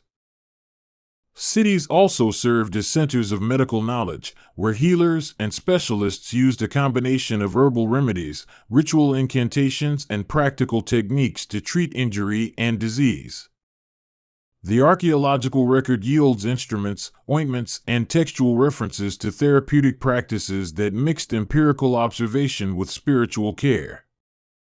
Medical practitioners occupied an ambiguous position, respected for their skills yet reliant on the same religious frameworks that governed social life. Their role underscores the blending of the practical and the mystical in the everyday care of bodies. The material culture of childhood appears in small toys, tiny cups in graves, and traces of learning spaces, suggesting that cities nurtured the next generation with a surprisingly intimate focus. Apprenticeships embedded young people in crafts and trades, while family and ritual transmitted values and communal memory. Childhood in these cities was not separate from economic life. It was a stage of preparation for adult roles that sustained household economies and political continuity. Such glimpses of family life humanized the sweep of history, reminding us that political events were played out against a backdrop of ordinary cares. Foodways reveal a continent of tastes shaped by local resources and cultural exchange. Staples like barley, wheat, and legumes were complemented by olives, figs, grapes, and wild plants gathered from the hillsides. Dietary differences between city and countryside, elite and commoner, are visible in bone assemblages and cooking installations. Food was at once practical sustenance and a cultural signifier. Feasting created bonds, sacrificial meals linked humans to gods, and culinary innovations traveled with merchants and migrants. The arts are a medium of memory and aspiration, with music, dance, and poetry accompanying festivals and private celebrations alike. Musical instruments, harps, flutes, percussion, echoed in palaces and temples, framing the emotional life of the city. Song and story kept histories alive, transmitted law and myth, and entertained across social strata. The performative arts were integral to education and identity, shaping how people imagined themselves and their place in the world. Markets were more than commercial centers, they were crossroads of social life and rumor, where news from distant ports arrived with cargo and where political alliances could shift with the turn of a head. Marketplaces concentrated goods, information, and authority, and public sellers were often conspicuous actors in town politics. Regulation of markets, weights, measures, and standards enforced by officials held together trust in transactions, enabling complex trade networks to function across distances and cultures. The manipulation of resources like water and timber shows the scale of administrative ambition. Cisterns and aqueducts conserved scarce water in the highland towns, while the Lebanon forests fed building and ship construction for centuries. Control of these resources required long-term planning and coercion at times, reflecting the capacity of rulers to mobilize labor and enforce stewardship. Infrastructure projects thus reveal not only technological know-how but also the hierarchical relationships that made large-scale works possible. Rivalries sometimes took the form of cultural competition, rival temples vying for prestige, artistic styles challenging older modes, or urban elites patronizing different cosmopolitan influences to mark their distinctiveness. Civic pride was performed through public building, sponsorship of artisans, and ceremonies that distinguished one city from another. Competition encouraged innovation. A desire to outdo a neighbor could lead to architectural or artistic leaps, while the risk of copying was mitigated by local reinterpretation. Trade imbalances and the need for luxury goods pushed some cities into dependency on foreign sources, creating brittle relationships that could turn into leverage for distant powers. Those who controlled passageways and harbors could exploit this dependency, turning trade into political pressure. Yet interdependence also fostered mutual benefit. Long-term trade partnerships could stabilize relations and create overlapping interests that constrained outright hostility. The economic entanglements of the Levant were thus both cause and cure of conflict. Religious syncretism was a frequent outcome of this entanglement, as gods and rituals absorbed foreign traits and names while retaining indigenous meanings. Idol forms, liturgies, and temple architecture showed hybridization in many sites, with imported motifs integrated into local rites. Festivals offered opportunities for experimentation with new symbols and practices, and priests often mediated these adoptions, weaving them into the city's spiritual fabric. Syncretism thus served as a cultural adhesive, smoothing tensions and creating cosmopolitan religious landscapes. Seals, small and often overlooked, were instruments of identity and trust, used to secure documents and storerooms and to assert control. The iconography on seals, mythic scenes, animals, deities, projected authority across administration and trade. Sealing was a daily act of governance, turning private space into legally recognized property and protecting transactions from theft and deception. The proliferation of seals testifies to a level of bureaucratic sophistication that allowed complex economies to flourish. The archaeological palette also includes the scars of conquest and occupation, hurried repairs, standardized pottery introduced by occupiers, and administrative layers that shift from local to imperial styles. These traces help reconstruct the seasons of occupation and the mechanisms of imperial control, showing how regional power could be imposed and maintained. Occupying powers adapted their administration to local conditions, often co-opting elites and institutions rather than erasing them entirely, a pragmatic blend of force and accommodation. In times of prolonged pressure, city-states sometimes reinvented themselves. A decline in palatial power could be followed by a flourishing of local civic institutions, guilds of craftsmen, and village leagues that sustained urban life in new ways. Reorganization could be creative as much as destructive, leading to forms of governance that reflected changed economic realities and social priorities. Resilience in the face of crisis is a recurring theme of Levantine history, showing human ingenuity and the capacity to adapt institutions to new circumstances. Identity was never monolithic. Ethnic labels we read in modern translations were fluid in antiquity, with people adopting multiple identities tied to profession, cult, village, or kin. The category of Canaanite itself is a modern construct that overlays a far more variegated patchwork of loyalties and affiliations. People negotiated belonging through marriage, trade, worship, and political allegiance, creating overlapping spheres of identity that could expand or contract with circumstance. The Levant's position as a corridor between continents made it a theater of imperial ambition across the centuries. Egypt, Hutti, Assyria, and Babylon each sought footholds in its cities, and later empires continued that pattern.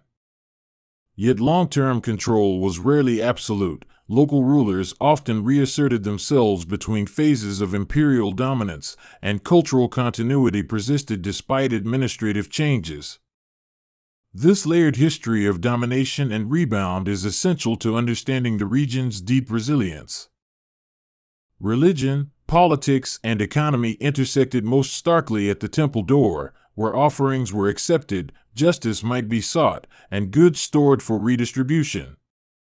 Temples functioned as banks and granaries as well as sacred sites, making them central to both spiritual and material life. Priestly classes managed these resources, and their political influence could be extensive, aligning them with or against royal power. Conflicts over temple wealth and control sometimes precipitated wider political upheavals. The practice of building monumental structures, gates, palaces, sanctuaries, was an assertion of permanence in an uncertain world. Stonework, megalithic foundations, and carefully dressed ashlars signaled a city's aspiration to last. Monumental architecture also served to impress and intimidate, broadcasting a community's wealth and organizational ability to rivals and allies alike. The labor required to raise such edifices was itself a measure of social complexity and the capacity for organized mobilization. Despite the prominence of kings and palaces, everyday governance involved a multitude of lesser officials, elders, and civic bodies that kept the wheels turning. These networks of administration, scribes, stewards, guild leaders, formed the connective tissue of urban life, implementing policies and handling disputes.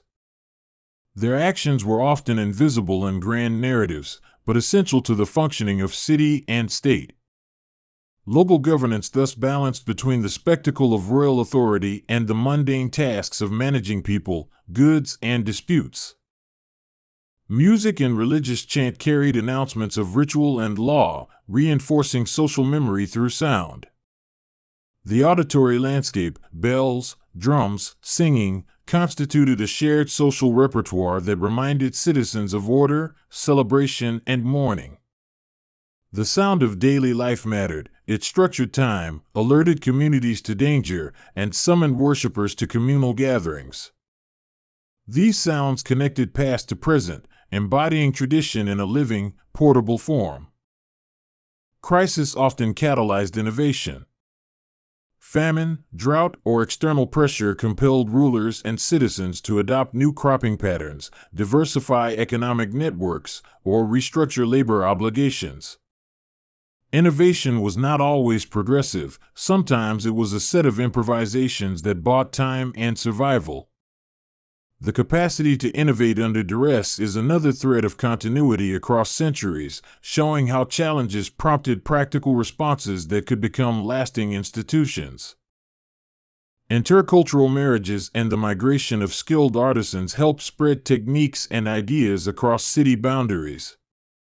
These personal movements had outsized political and economic implications as they introduced new craft forms, religious practices, and commercial knowledge to host communities.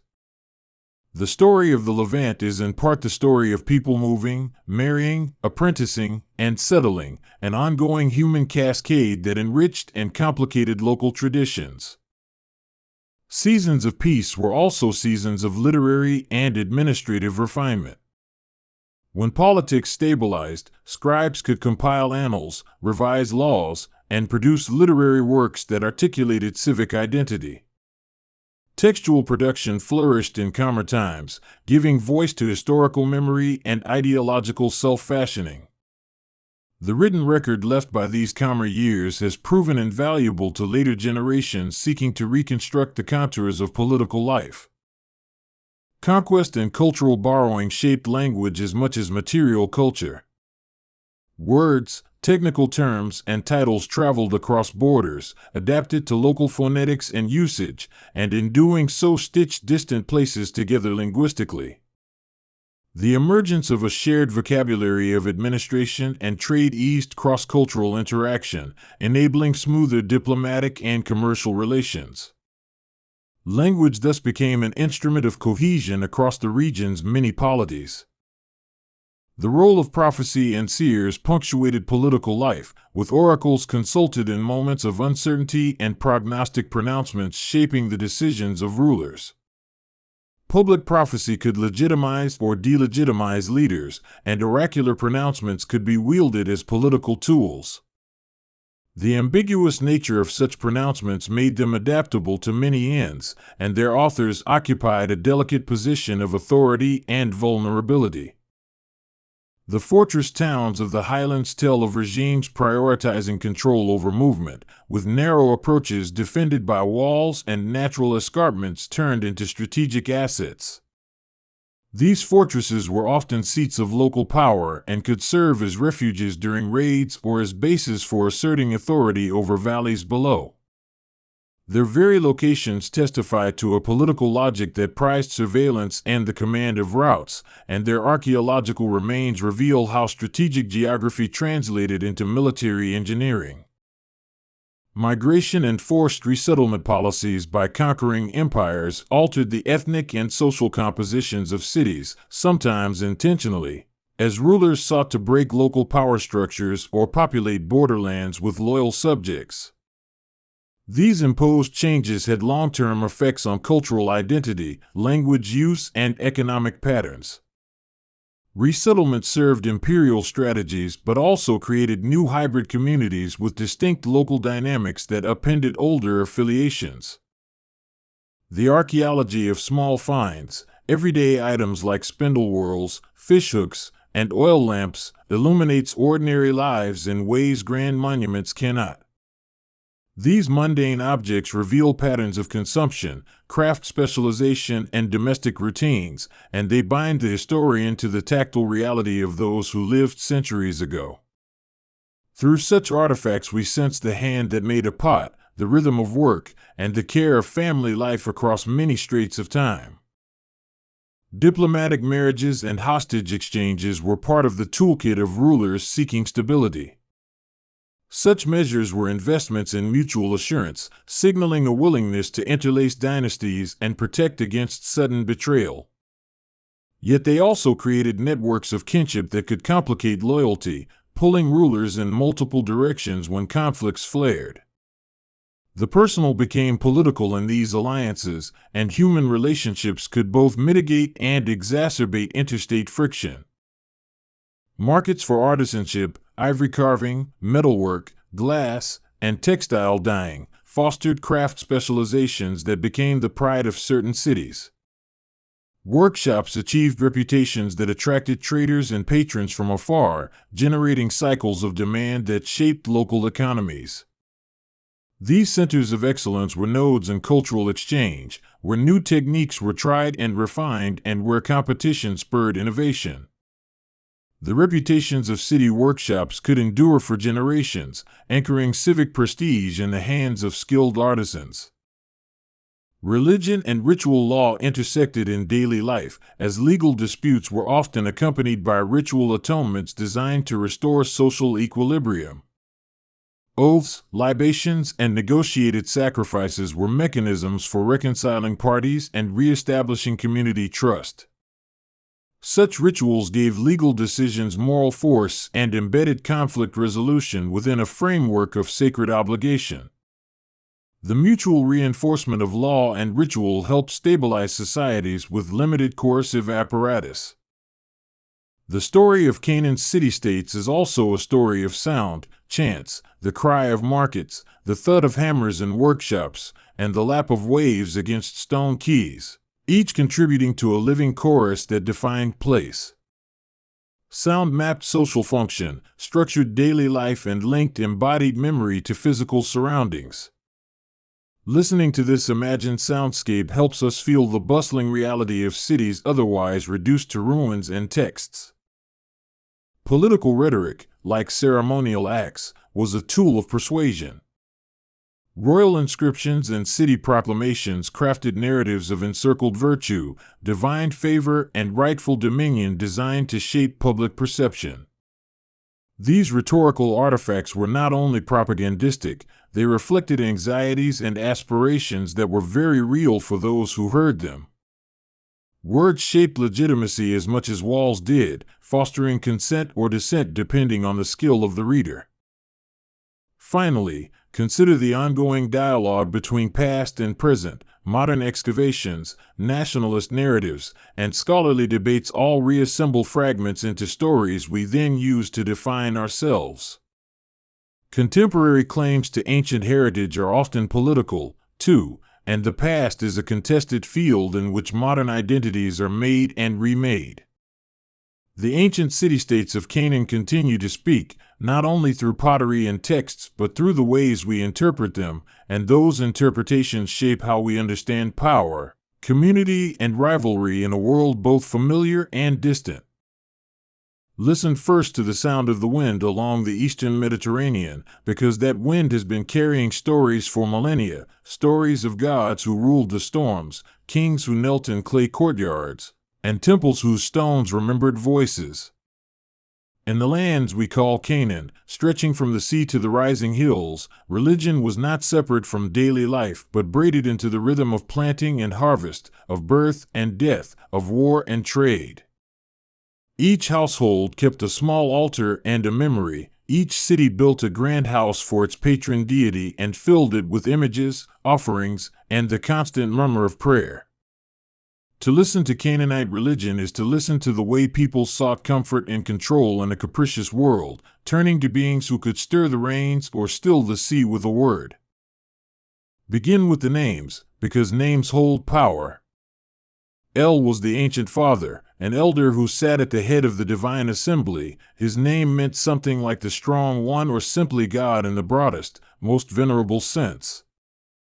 Beside him stood Asherah, sometimes called the mother of the gods, woven into myths as a consort, a tree, a nurturing force whose presence was marked by carved wooden poles and small figurines. Then there was Baal, the storm god, bold and tempestuous, the one you invoked when you needed thunder to break the drought. His cult became central in many city-states, and his myths shaped how people imagined life and death. The stories people told about these gods were not static. They shifted as cities rose and fell, as merchants crossed seas, as scribes wrote new lines onto clay. In the coastal city of Ugarit, at what modern scholars call Ras Shamra, priests and poets put many of these myths into writing on clay tablets, preserving a drama of cosmic conflict that scholars call the Baal cycle. In those verses, Baal fights Yam, the sea, to secure a place for life on land, and later battles Mot, death, an oblique and moving scene that must have comforted listeners who feared famine and sudden death. Hearing such myths in the cool of a house courtyard or the dim hush of a temple would have been like touching the map people used to navigate uncertainty. Temples came in many sizes and shapes, but their intent was single-minded, to make a place where heaven and earth could meet, where divine presence could be housed and heard. Some sanctuaries were modest rooms in private homes, little recessed niches with an oil lamp and a clay idol. Others were elaborate stone structures with columned courtyards, inner sanctuaries, and treasuries that glittered with offerings. The inner chamber, often dark and barely wide enough to turn around in, housed the cult statue, the living face of the god, painted, clothed, and fed by priests. The people did not visit the god like a tourist. Rather, they approached with petition, with gifts, and with the hope that the god would respond through dreams, omens, oracles, and the success of rites. Priests were the mediators, but their roles varied widely. Some were full-time temple officials appointed by the city, others were household heads who performed rites at their own domestic shrine, some managed temple lands and redistributed grain, while others specialized in divination and ritual purity. A chief priest could orchestrate a festival that gathered thousands, and a small votary might simply burn incense at dawn and sprinkle water on an idol. We must imagine them not only as technical operators but as keepers of memory. They preserved liturgies, guarded sacred objects, and maintained a living dialogue between people and gods. Their power sometimes intersected with royal authority, and often the king himself presented offerings, claiming that a successful harvest or victory in battle was proof of divine favor. Architecture itself spoke the language of religion. High places, or raised mounds called bamit, were common on hilltops and in open fields. They were less formal than city temples but were sites of intense devotion, where altars smoked and votive stones stood like small, steadfast witnesses. Urban temples tended to be planned and monumental, with processional ways for ritual parades and inner sanctums where secrecy amplified the sense of otherworldliness. Temples owned fields, flocks, and workshops. The cult economy circulated wealth and ensured the maintenance of community resources. Even the materials used, cedar wood from the mountains, bronze hammered into votive figurines, ivory inlaid into idols, told a story of trade and the value that people placed on representing and pleasing their gods. Images of the gods varied from simple to striking. Small clay figures with exaggerated eyes could stand on a family shelf, while larger, stylized statues carved from stone or wood represented deities in temples with attributes: Baal with a thunderbolt, Asherah associated with tree motifs, or a pillar, a knot brandishing a spear. These icons were not mere ornaments. People treated them as living embodiments who could be bathed, clothed, and fed. Food offerings were placed before them, perfumes burned, and songs sung. To the worshiper it was an exchange, a transaction that affirmed social ties between human and divine. Even when a god's image was broken or worn, prayers and new garments could reanimate it, for divinity was thought to dwell in ritual acts as much as in carved stone. Festivals reconciled the cyclical pulse of nature with human rhythm. Seasonal rites marked sowing and harvest, invoking storm gods to bring rain and earth deities to yield grain. In the spring, a festival might reenact Baal's return from the underworld, a mythic victory that reassured the community of renewal and abundance. These public celebrations were not purely religious. They were civic moments that reinforced identity, allowed debts to be repaid, links to be renewed, and power to be displayed through sacrifice and procession. People ate communal meals, shared wine and bread that had been blessed, and watched sacred dramas that braided myth and reality into one shared memory. Sacrifice took many forms, and we must hear it not as a single act but as a spectrum of practices. Animal offerings were common: lambs, bulls, and goats, slaughtered with care and offered at altars, their blood sometimes poured or splashed as a sign of life given. Portions of meat were allocated to the priests and to the poor, while the most sacred bits might be burned entirely to smoke upward as a pleasing aroma to the deity. Libations of wine or oil were poured in steady streams, and incense lifted scents that filled the temple and made the air itself a carrier of prayer. In some instances, clay votive objects represented offerings of value too small to give in real goods. These little gifts promised favor or thanked a god for deliverance. Ritual purity mattered deeply, even if its rules varied from place to place. Hands were washed, feet washed, and certain spaces kept separate for sacred use. Contact with death or blood could render someone unfit to participate until rites of cleansing were performed.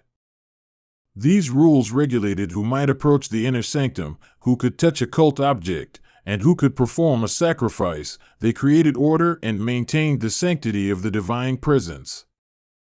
At the same time, these practices were humane in their intent. They helped communities navigate contagion, grief, and the psychological burden of loss by offering structured ways to return to normal life. Divination and prophecy were woven through daily choices. People read the future in the flight of birds, in the shapes of burnt bones, and in the random patterns of oil on water. Priests and seers developed sophisticated techniques to interpret omens, and kings sometimes relied on their counsel in war councils or before a major campaign. Dreams were another avenue for divine speech. A vivid dream could be a god's direct instruction, to be acted upon or interpreted by a skilled interpreter. Oracles, sometimes a temple mouthpiece or a priest who went into trances, gave pronouncements that could shape policy and personal fates alike. Myth did more than explain the weather, it encoded moral and political lessons. When Baal triumphs over Yam, it is not merely a poetic sea fight, it is an affirmation that life survives chaos. When Baal confronts Mot, the myth speaks to the fragility of prosperity and the hope of resurrection.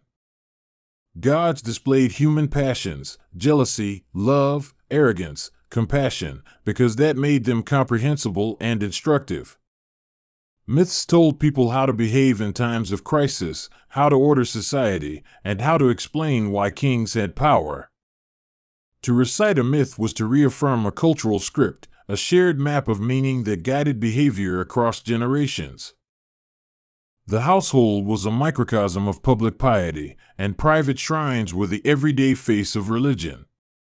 A family might keep a small oil lamp burning before a clay figurine of a protective deity, whispering quick prayers as they rose and before they slept.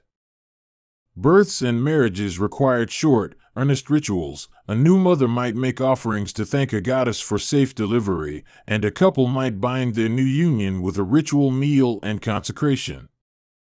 Death triggered a corridor of rites, lamentation, burial, and remembrance, with hopes that ancestors might watch over the living and intercede for favors. In this way, religion braided itself into intimacy, not only structuring civic life but also dwelling in the privacy of beds and hearths.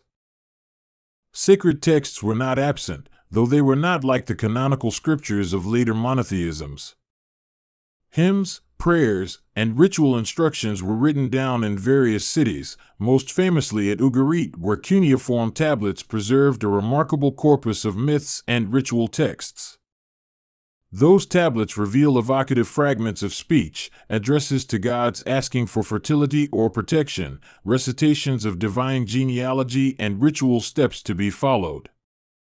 Instead of a single book, religion lived in many written fragments and oral performances that were adapted by ritual specialists to suit place and moment. The written word gave continuity to rites and stabilized certain traditions, but the living ritual always remained more potent than any line on clay. Trade and contact with neighboring powers transformed religious practice. Canaan sat at a crossroads of sea lanes and caravans, and gods traveled with merchants and diplomats just as goods did. Egyptian, Mesopotamian, Hittite, and later Greek and Phoenician religious motifs left traces in Canaanite iconography and ritual language. Temples sometimes adopted foreign styles of statuary or borrowed liturgical phrases, and syncretism produced hybrid deities and shared rites. Yet this exchange was selective. People adapted foreign elements in ways that made sense to local cosmologies, and local gods persisted because they addressed local concerns in culturally intelligible forms. Politics and religion were entwined at the level of the city-state. Each city had its patron deity, and the prosperity of the city was thought to hinge on that god's goodwill. Kings presented themselves as chosen or favored by the city's god, and major building projects often included lavish temple endowments designed to keep divine favor. A military defeat could be read as a sign of divine displeasure, prompting public repentance, ritual purification, or renewed offerings. In turn, successful rulers could imprint their authority into the sacred landscape, dedicating monuments and founding festivals that commemorated their deeds in the name of the god. Not all gods were benevolent, and fear of divine anger shaped moral life as much as hope did. Plagues, crop failures, and invasions were seen as signs that a deity had withdrawn support or turned wrathful, sometimes because of impurity among the people or the failure of the ruler to perform proper rites. Rituals of appeasement, public fasting, and communal lamentation aimed to restore balance by acknowledging fault and offering restitution. This theology of reciprocity, give to the divine, and the divine gives back, kept communities mindful of their obligations to the sacred as well as to each other. Temple economies underpinned much of the material life of Canaan. Temples functioned as banks, redistributing grain in lean years, housing craftsmen who made cult objects, and employing a labor force for construction and ritual service. Priests managed records, collected tithes, and sometimes leased out temple lands to farmers.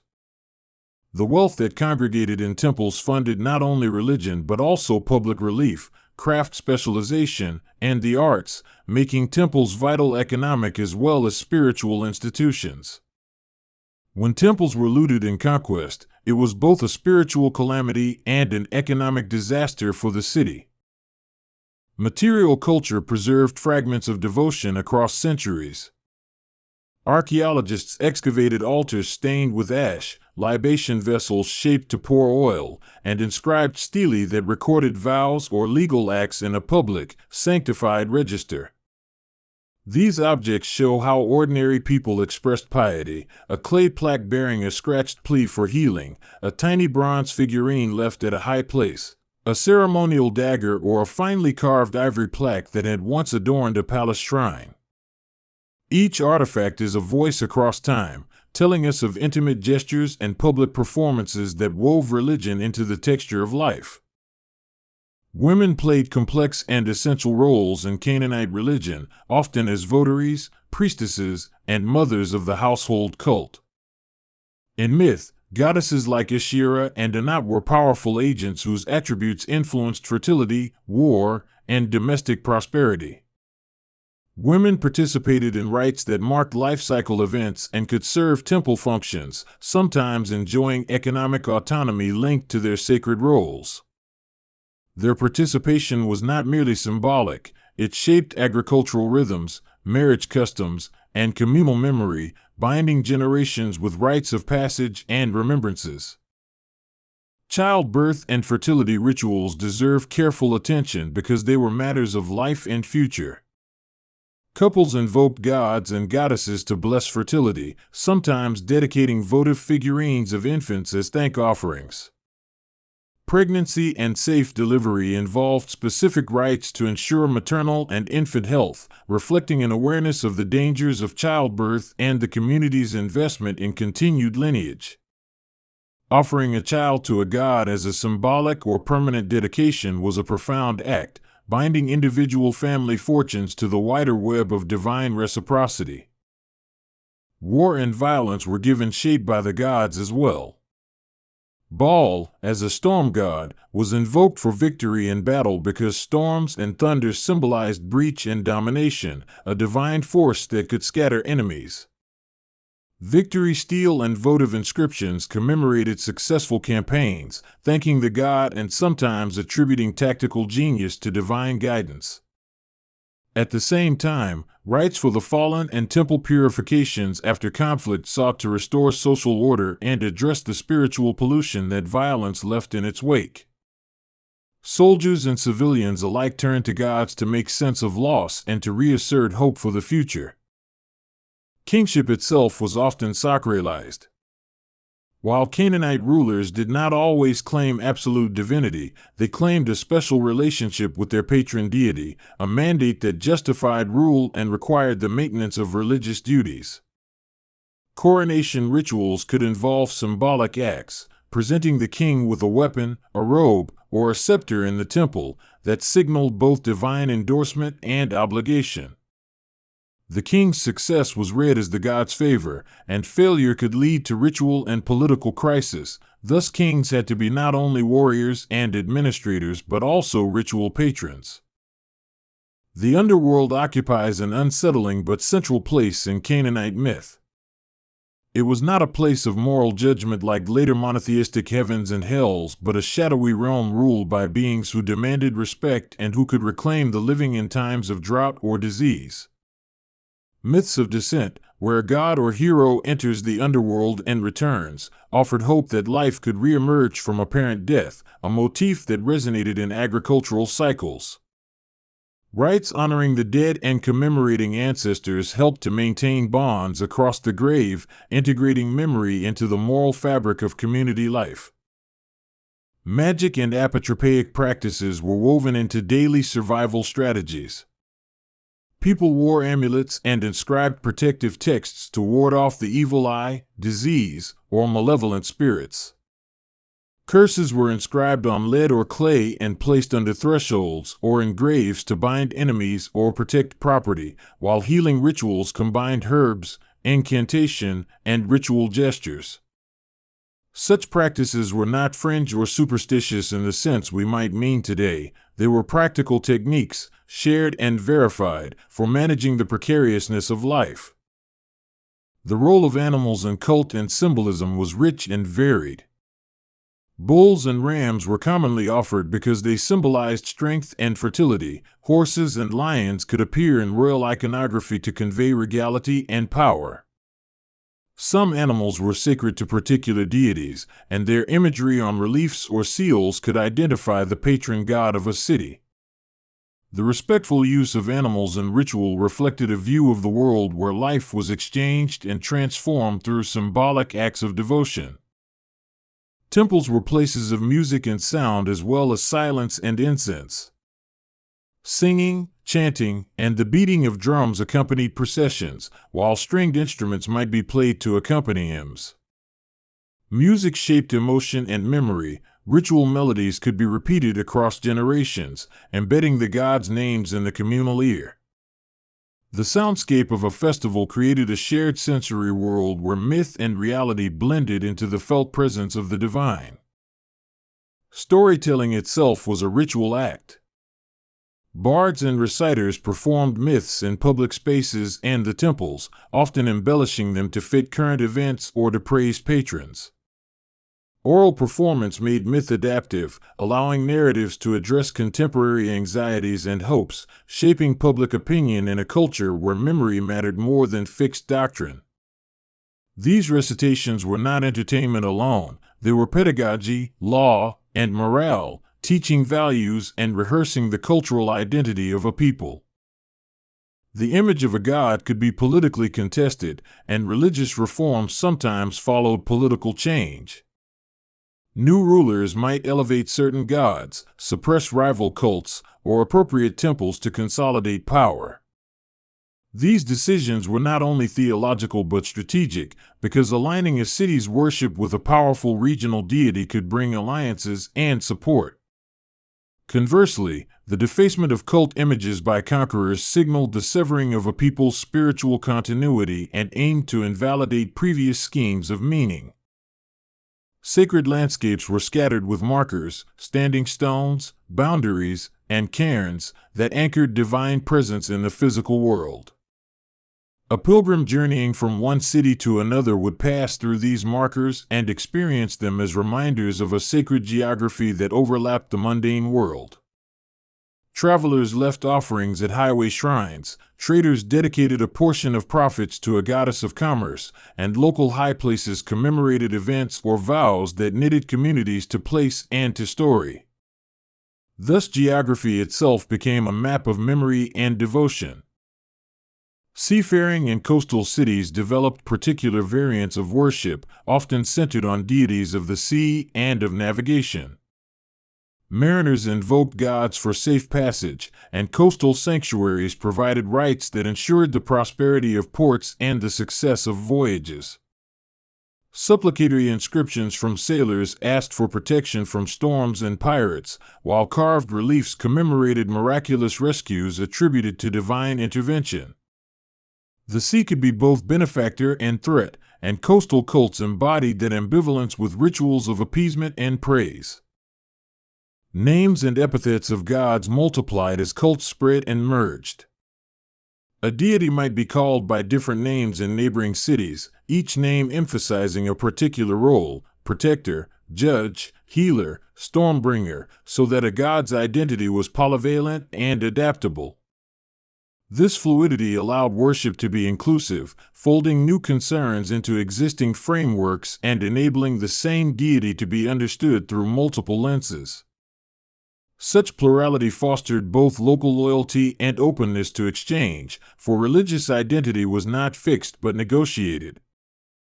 Funerary practices reflected the ambivalence of life and death. Burial customs varied from simple pit graves to elaborate tomb chambers, with goods placed alongside the dead, pottery, tools, sometimes cherished personal items, intended to accompany them beyond the threshold. Cemeteries were places of ongoing communication, where descendants visited and ritually renewed bonds, leaving traces of ongoing concern and memory. Some rituals involved libations and offerings that acknowledged the continuing presence of ancestors in communal life. Artisans and craftsmen held a quasi-sacred role because they made the objects that mediated between humans and gods.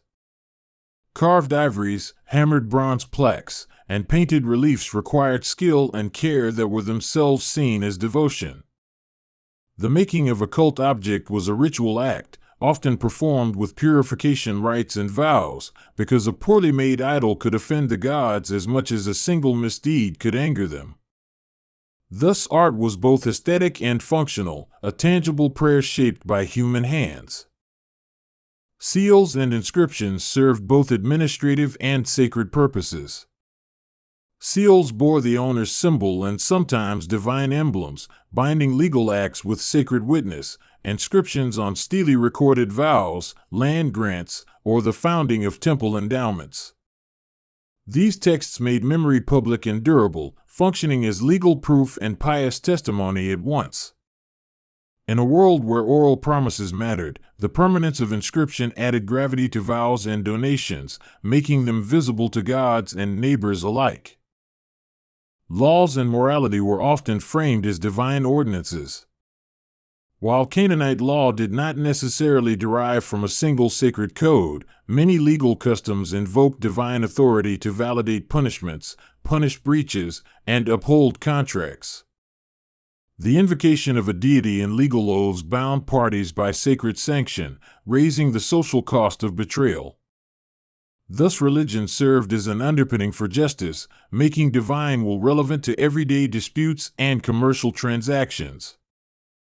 Healing and medicine mingled with prayer and ritual more than they did with what we call modern science.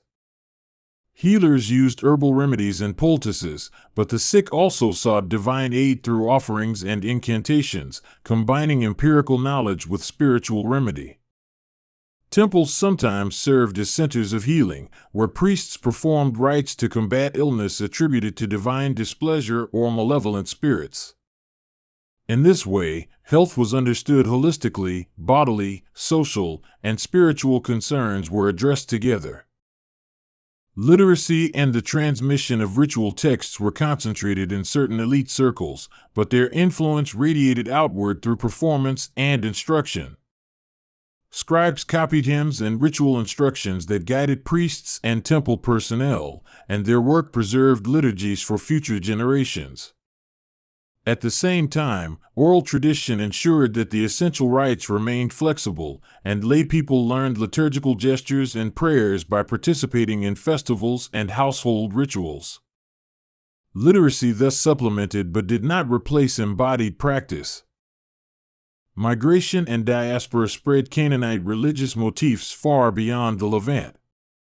Merchants carried the names and images of gods into the western Mediterranean, where Phoenician traders left traces of Canaanite deities in colonies like Carthage and Gades. As people moved, they adapted local rites to new conditions, forging diasporic traditions that sustained identity across distance.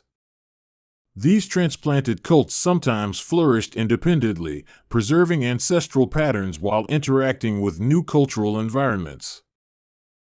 The interplay of iconoclasm and restoration appears again and again in the archaeological record. Temples and statues were damaged in conflicts and sometimes deliberately defaced by rival factions, yet communities often repaired, reconsecrated, and adapted images to restore continuity. The act of restoration itself became a form of ritual, reaffirming that the god remained present despite upheaval. Such cycles of destruction and renewal reveal how resilient and adaptive religious practice could be in the face of political tumult. Syncretism with Israelite religion is a complex chapter, sometimes painful and sometimes creative. The Hebrew Bible records struggles against Canaanite cults, portraying them as rival claims to divine authority and tracing the social tensions that arise when different worship systems coexist. Yet archaeological and textual evidence show mutual influence, shared iconography, and overlapping practices, suggesting that ordinary worship took many hybrid forms. This historical entanglement produced a rich religious landscape where boundaries were porous and identities negotiated. The emotional texture of devotion deserves attention because prayer is an act of feeling as much as of form. People cried out in desperation in times of drought, sang in loud jubilation at harvest, and murmured quiet thanks in the small hours. The emotions of piety, fear, hope, gratitude, guilt, were universal and made ritual meaningful. Rituals provided a vocabulary for these feelings, offering gestures and sounds that translated inner turmoil into communal action. The temple was thus a place of solace and confrontation, where the human heart was both exposed and sustained. Archaeological finds keep surprising us with new details: tiny amulets that once dangled from desks, graffiti scratched into temple plaster by anonymous worshippers, and the remains of incense that still cling to ancient altars. Each discovery refines our understanding and sometimes challenges old assumptions about who worshipped, how they worshipped, and what mattered to them. The past is not a static tableau. It is a conversation across time that continues as long as we keep digging, reading, and listening to the mute evidence of objects. Language shaped theology and ritual alike, because the words used to name gods and rites carried meaning that was felt as well as understood. Invocations repeated a deity's epithets, each a promise, a memory, a petition, and the cadences of prayer created a rhythm that bound communities together. Language also allowed priests to argue theology, shape liturgy, and adapt mythic motifs to suit changing circumstances. In Canaan, as elsewhere, the spoken and written word were instruments of both devotion and social cohesion. The calendar organized ritual life with remarkable precision, marking times for planting, harvest, and communal purification. Festivals returned annually, giving structure to memory and creating a predictable rhythm of hope and fear. In times of crisis, the canonical calendar could be augmented with extraordinary rites and public vows, adapting communal practice to new exigencies. The predictability of festivals, and their capacity for reprisal and emergency, made them a civic backbone as much as a religious one. Iconography offered a living grammar for meaning, in which recurring motifs communicated divine attributes and civic identity at a glance.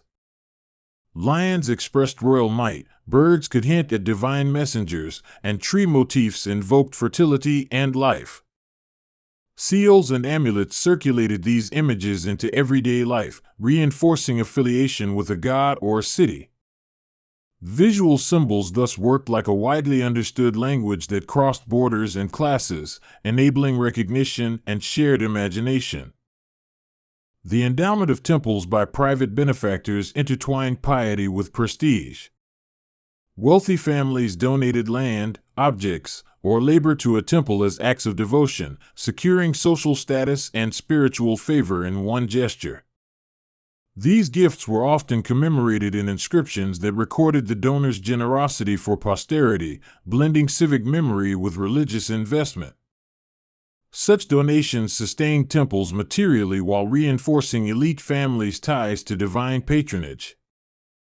Ritual law regulated everything from temple admission to the handling of sacred objects. Written and customary regulations ensured that rites were performed correctly because the form mattered. A mispronounced prayer or an improperly salted offering could nullify an entire ritual's effectiveness. This attention to procedural detail created a professional class of ritual specialists and incentivized the preservation of liturgical knowledge. Legal and religious authority thus merged in practice, shaping social behavior through codified ritual forms. The afterlife was imagined in shades rather than certainties. Rituals and offerings were aimed at keeping the dead content rather than securing salvation. Mourners supplied the dead with food and drink and invoked gods to bless their memory, because ancestor favor could matter in small but real ways. Funerary inscriptions asked gods to remember the deceased and to keep them from harm, integrating the living and the dead into an ongoing web of obligation. Cultural memory was stored in temples as much as in scrolls. Festivals reenacted founding myths, cult statues were refreshed and ritually repaired, and new generations learned their place in the story through involvement in rites. This continuity mattered to survival. It provided a sense of permanence in a fragile world and maintained legal and social structures through ritual repetition. Memory and ritual were thus twin pillars that held up a community's identity across generations. Pilgrimage linked distant communities in a shared economy of devotion. People traveled to major sanctuaries to fulfill vows, seek healing, or participate in large festivals, bringing gifts and stories back home. Pilgrimage routes knit territories together, encouraging cultural exchange and the diffusion of religious styles. The returns from pilgrimage were not only spiritual, they included economic activity, the sharing of news, and the forging of alliances that transcended local boundaries. The sensory life of the temple was vivid: flickering lamps, the smell of incense and oil, the tactile weight of votive objects, and the taste of sacrificial meat eaten in a communal meal. These senses reinforced devotion in ways that words alone could not. They created embodied memories that members of a community could share. Religion was therefore an art of the senses, an arrangement of sights, sounds, textures, and tastes that shaped the way people experienced the sacred. The temple was a theater where all senses converged in the service of meaning. Religious dissent and heterodoxy existed as well, though often muted in the record. Individuals and groups questioned prevailing practices or maintained alternative forms of devotion, sometimes blending foreign gods with local rites or emphasizing different myths.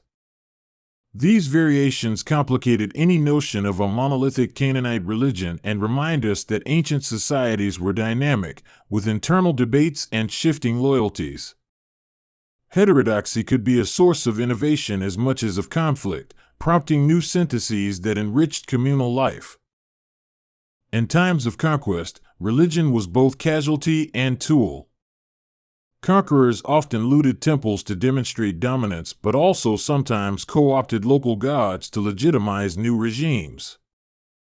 A ruler might proclaim that the local god had chosen him, thus inserting himself into a sacred narrative to stabilize rule. Conversely, the destruction of cult images could be a violent attempt to erase identity, and subsequent reconstruction was a powerful act of resilience and renewal. The archaeology of ritual is interpretive work, a kind of careful listening to objects that have lost their voices. Scholars read contexts, compare texts to artifacts, and reconstruct practices from fragmentary evidence. The process is part art and part detective work. That means our picture is always provisional, subject to revision as new discoveries appear or new methods of analysis come online. But even the fragmentary tapestry we possess gives us a vivid sense of lives lived in constant relation to the unseen world. To end without claiming finality, we must remember that religion in ancient Canaan was not a static museum piece, but a living, changing system of meaning.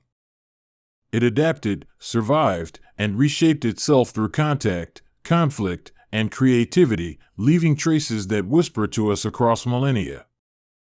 When we listen carefully to artifacts, to myths, and to the spaces where people knelt, we hear a complex symphony of hope, fear, negotiation, and devotion, and we are invited to imagine how deeply the sacred shaped daily life in those ancient cities and fields. The land the ancients called Canaan sat like a hinge between continents, a narrow strip of earth where deserts met the sea and mountain crowds gave way to coastal plains. Rivers were few and capricious, but the Mediterranean stretched wide and inviting, carrying ships and ideas to every harbor and promontory. People here learned early that survival meant trade, negotiation, and a careful attention to the moods of neighbors who were always passing through or pressing in. Cities rose on hilltops and along the shore with a kind of brittle brilliance, stone houses crowded around cisterns, markets stained with spices, and temples that kept the weathered scent of oil and incense. Each city was a kingdom in miniature, ruled by its own sprite of a king, reliant upon craftspeople, caravans, and fishermen for life and for tribute. The political world of Canaan never settled into a single crown. It threaded itself together through alliances, marriages, treaties, and the constant calculation of advantage. To the south, Egypt watched and reached with long administrative arms when its pharaohs were strong, casting their power across the Sinai and into Canaan to secure trade routes and buffer zones. To the north and east lay old Mesopotamian civilizations, complex, literate, and hungry for influence, whose kings and governors sometimes sent expeditions or demanded gifts. Between these great powers, Canaan often became a chessboard, its kings the pieces moved by distant capitals and shifting fortunes. In the early Bronze centuries, Canaanite cities began to knit themselves into networks of trade and culture, the signature of a region in which local distinctiveness lived alongside shared myth and craft. Pottery styles traveled like dialects, and artisans learned to read foreign motifs into their own repertoire, giving Canaanite work a cosmopolitan sheen. This was a world where the local lord might own only a fraction of the land, where kinship determined loyalties, but where external demand for cedar, olive oil, and copper could make any modest seaside town a player in broad economic games. Egypt's interest in Canaan was ancient and strategic, rooted in the desire to secure borders, guarantee supplies of timber and metals, and control routes into Asia. In moments of Egyptian strength, such as during the New Kingdom, pharaohs projected power across the Levant, installing garrisons and building fortified towns. Yet when Egypt waned or turned inward, local Canaanite elites filled the vacuum and extended their own influence, sometimes forming confederations or small kingdoms that could challenge or succor one another. The language of diplomacy in these centuries was a careful choreography of letters and envoys, when kings praised each other with the same inflated courtesy they used in prayers, and when gifts were the oil that greased uneasy wheels. The Amarna letters, written on clay tablets and carried across deserts, reveal a world of distant intimacy, rulers in Canaan begging for troops, merchants seeking protection, and local kings pleading with an Egyptian pharaoh to honor promises. These missives are compact dramas, full of the instantly human anxieties of men who kept the caravans moving and the temples supplied. But for all the flow of goods and words, Canaan's cities were fragile, their power always open to rupture by famine, drought, or the march of an organized army. Fortifications sprouted on hilltops like answers to a question nobody wanted to ask aloud, earthworks and stone walls that testified to a world where force could decide who controlled the coastal road. When armies moved through, they demanded food, horses, and men, and sometimes they left a footprint that lasted generations. Mesopotamia, with its twin cities and floodplain civilizations, cast a different kind of shadow over Canaan, one shaped by imperial ambition and the technology of statecraft. Assyria and Babylon did not always reach down into the Levant with uncontested force, but when they did, their power changed the rules. Assyrian campaigns from the 9th to the 7th centuries BCE altered landscapes of loyalty, installing governors, deporting populations, and extracting wealth in ways that were both systematic and brutally efficient. There were other northern pressures too, from Hittite kings whose influence surged into Syria and the Upper Levant in earlier centuries, leaving behind treaties and hieroglyphic inscriptions that prove a sophisticated diplomacy. The Great Hittite Empire mapped the region into spheres of influence, fought wars for control of trade routes, and left a patchwork of client states that sometimes included Canaanite polities. For the people of Canaan, these changing overlords meant shifting tribute and shifting allegiances, a constant need to read the sky of geopolitics. Canaanite religion and identity were anchored in local shrines and family gods, but they also absorbed foreign deities and rituals, an expression of the porous cultural borders of the region. Temples were not merely places of worship, they were economic centers, repositories of wealth, and nodes and political networks. Priests mediated between city and ruler, oversaw festivals that bound communities together, and maintained cult spaces where the anxieties of everyday life could be translated into offerings and pleas. In the palaces and council houses, kings fashioned their image with inscriptions, seals, and monumental stone that spoke to both their piety and their power. Some claimed descent from gods, others boasted of successful sieges, but all sought legitimacy through public acts of generosity, building walls, enlarging temples, sponsoring feasts that could reshape loyalties. Power in Canaan was performative as well as administrative, spectacle mattered, and display could be an instrument of persuasion. Trade was the lifeblood of these cities, and the sea made Canaan into a maritime corridor connecting Anatolia, Cyprus, Egypt, and the islands beyond. Ships carried tin and copper for bronze, jars of oil, and luxury goods that underwrote elite identities. Ports became meeting grounds for cultures, where language mixed, new technologies were traded, and ideas spread ahead of armies. Egyptian sources often describe Canaan as an area of vassals, subject kings who paid tribute and swore oaths of fidelity to the pharaoh. These records sketch a hierarchical vision of power that favored the literate, the centralized, and the efficient. Yet the reality on the ground was more complex. Local rulers kept some autonomy, negotiated their terms, and sometimes used the presence of a stronger power as a shield against a neighbor or raider. In the late Bronze Age, the Eastern Mediterranean was a web of interconnected palace economies, where the fortunes of rulers in Mycenae, Hutti, Egypt, and Ugarit depended upon one another in subtle ways. When one palace faltered, waves of instability could ripple outward, disrupting merchants, starving garrisons, and provoking migrations. The collapse that began at the end of the second millennium BCE unfolded as a constellation of failures, climatic stress, internal revolt, economic breakdown, and the violent arrival of new peoples called the Sea Peoples. The Sea Peoples arrive in ancient texts like a storm at sea, unnamed coalitions, pirates, or migrating groups who attacked coastal settlements and fought maritime battles against kings who were already strained. They took advantage of weakened defenses and may have been propelled by population movements or desperation. Their raids devastated some cities, weakened others, and left a historical gap where old patterns of power were suddenly up for grabs. This collapse did not erase culture, but it reshaped political boundaries and social structures. The old palace systems fractured, and a more locally rooted, city-centered world emerged. New ethnicities and identities consolidated in the aftermath, some formed from displaced peoples, others in reaction to new economic realities, and a different tapestry of kingdoms began to take shape. Among the newcomers who settled along the southern coastal plain were the Philistines, a people whose pottery and cuisine show a Mediterranean origin but whose culture fused with Canaanite habits.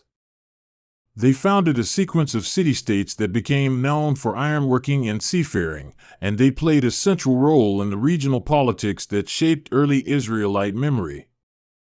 The Philistine cities became both trade hubs and military rivals to their inland neighbors.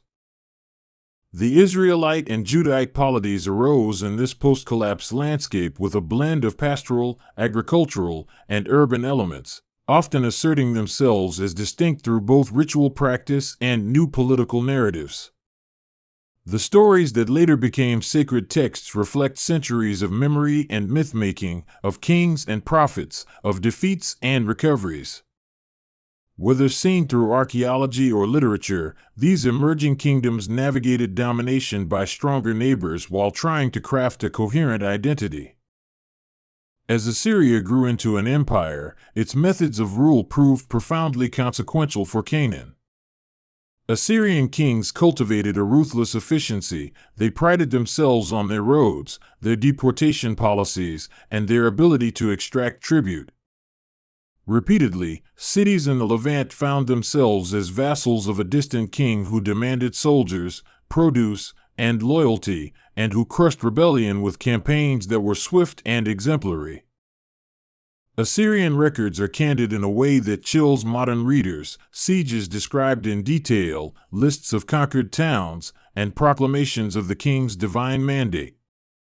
Yet archaeological layers often tell a more textured story: communities that endured under occupation, households that adapted, and elite families that found ways to collaborate with the imperial machine. Life under empire was neither total capitulation nor simple resistance. It was a negotiation of survival. When Assyrian hegemony waned, Babylon and its Neo-Babylonian dynasty asserted themselves as the dominant southern Mesopotamian force, extending influence into the Levant through military campaigns and shifting alliances. The Neo-Babylonians reshaped the political map in their own image, famously taking Jerusalem and exiling portions of the Judean elite. Such deportations were not merely punitive; they rewove demographic and cultural fabrics, dispersing populations and creating diasporas whose effects outweighed the immediate military success. Throughout these centuries, kings and local rulers used marriages, treaties, and religious rituals to bind their societies and secure their borders. Treaties often invoked gods as witnesses, which made obligations more than political; they became cosmic. Vassal treaties from different powers survive in fragmentary form, and they show that loyalty was policed not just by armies but by theology and ritual obligation. Archaeologists have a way of letting the dead speak, because pots and city walls preserve the echoes of everyday life better than any royal chronicle. The remains of ovens, storage jars, and domestic rooms reveal diets, family sizes, and the rhythms of toil. In one ruined house you can imagine bread being baked, small hands carrying water, and the quiet of evening prayers, human details that complicate grand political narratives and anchor them in real lives. Art and iconography also traveled the region, and motifs of animals, hybrid creatures, and gods were reinterpreted by Canaanite artists into striking local forms. A carved relief or a painted vase may show Egyptian influence, Anatolian techniques, and a purely Canaanite imagination all at once. These objects are testimony to a people who borrowed widely and made borrowed forms their own. The coastal cities like Tyre and Sidon would eventually crystallize into centers of Phoenician culture, renowned for maritime skill, purple dye, and alphabetic innovation. Phoenician mariners pushed farther into the Mediterranean than their neighbors, founding colonies and spreading writing systems that would be adapted and transformed by Greeks and others. Their economy hinged on a blend of craft, trade, and diplomatic savvy, a skillful balancing of independence and clientage that allowed them to thrive amid larger empires. The development of alphabetic writing in this region was revolutionary because it replaced complex pictographic systems with a flexible set of symbols that could be learned broadly. With easier writing, commerce expanded, contracts could be recorded, and the capacity to administer complex economies grew. The spread of alphabetic scripts across the Mediterranean is one of those quiet revolutions whose consequences unfold slowly but inevitably. Pharaohs who sought hegemony over Canaan often built at least the trappings of administration, garrisons, officials, and periodic surveys of tribute to make their control felt. Egyptian officials were not only soldiers but also managers, redistributors of grain, and patrons of cults aligned with the king's legitimacy. This administrative presence could be light or intense, depending on the pharaoh's priorities, and it often left behind inscriptions that allow modern readers to trace the outline of imperial reach. Yet Egyptian rule was not monolithic, and its amplitude rose and fell with dynastic fortunes and internal politics. During weak interludes, local rulers asserted themselves, forging coalitions or carving out independent spheres. The dynamism of Canaan, then, came from its capacity to adapt to a shifting cast of foreign rulers while preserving local social networks and economic patterns. Religion could be a unifying force in times of crisis and a justification for political acts in times of conquest. Temples were sanctuaries but also power centers, and an invading army that controlled a temple controlled civic morale and economic resources. Kings used religious reform and cultic patronage to legitimate conquests or to rally people against outside rulers, and priests could be kingmakers as often as they were spiritual guides. Conquest in antiquity was rarely total annihilation. More commonly, it altered elites, redistributed property, and reconfigured labor systems. When a king replaced another, the bureaucratic skeleton might remain even as names and loyalties changed. This continuity amid change is why cities like Hazor, Megiddo, and Lachish can be read as palimpsests, each layer revealing a previous life of administration and culture. The archaeology of fortification lines and destruction layers gives us a rough chronology of conflict, but human motives often remain opaque. Was a city burned in retaliation, as part of a larger imperial campaign, or by disgruntled insiders? Sometimes inscriptions clarify events, naming the victor and celebrating conquest, but more often the material record leaves historians to infer intent from rubble and refuse. By the first millennium BCE, the southern Levant was a mosaic of small kingdoms whose survival hinged upon a delicate diplomacy with empires. Tribute and allegiance became regular transactions, and vassalage had its own rituals and penalties. The small palaces of Canaanite kings hosted foreign envoys, arranged marriages, and paid the cost of survival with produce, men, and political flexibility. Assyrian policy of deportation was designed not only to punish but to unsettle social fabrics and to repopulate regions with loyal subjects. The displacement of people created new cultural mixes in parts of the empire and weakened local power bases that might otherwise foment rebellion. This movable policy of population engineering demonstrates how ancient imperialism aimed to manage human geography as surely as it did topography. When the Babylonians carried off captive elites, they also carried skills and religious traditions into new landscapes, spreading cultural practices that survived in new homes. The Judean exiles in Babylon, for example, developed forms of religious reflection and textual production that would shape later identities. Suffering and displacement, while destructive, could also be crucibles for new forms of community and memory. Large-scale military campaigns left their mark not only on walls and palaces but also on the environment, as woodlands were felled for ships and siege engines and as fields went fallow during prolonged strife. Economic systems adapted, artisans shifted production toward goods favored by occupying powers, and rural laborers sometimes migrated to find stability. Such shifts gradually altered the economic landscape of Canaan, creating new centers of production and bargaining power. The role of mercenaries and foreign soldiers in Canaan is an underappreciated factor in the region's history because armies were often multinational and loyalty could be transactional. Commanders recruited skilled troops from across the Mediterranean and Mesopotamia, creating forces whose composition reflected the cosmopolitanism of the ancient Near East. These soldiers, in turn, could become settlers, further complicating the region's ethnic and cultural mix. Cities adapted by becoming more cosmopolitan, and their governing elites learned to navigate multiple cultural codes, using foreign languages in trade, foreign gods in shrines, and foreign styles in art. This flexibility became a survival strategy: to flatter a powerful patron, to host a foreign merchant, or to accommodate a new administrative procedure. Local rulers anticipated shifting alliances and cultivated relationships across cultural borders. The economy of Canaan was not only about tribute and trade, it was deeply agricultural, with olives and vines forming the backbone of rural wealth.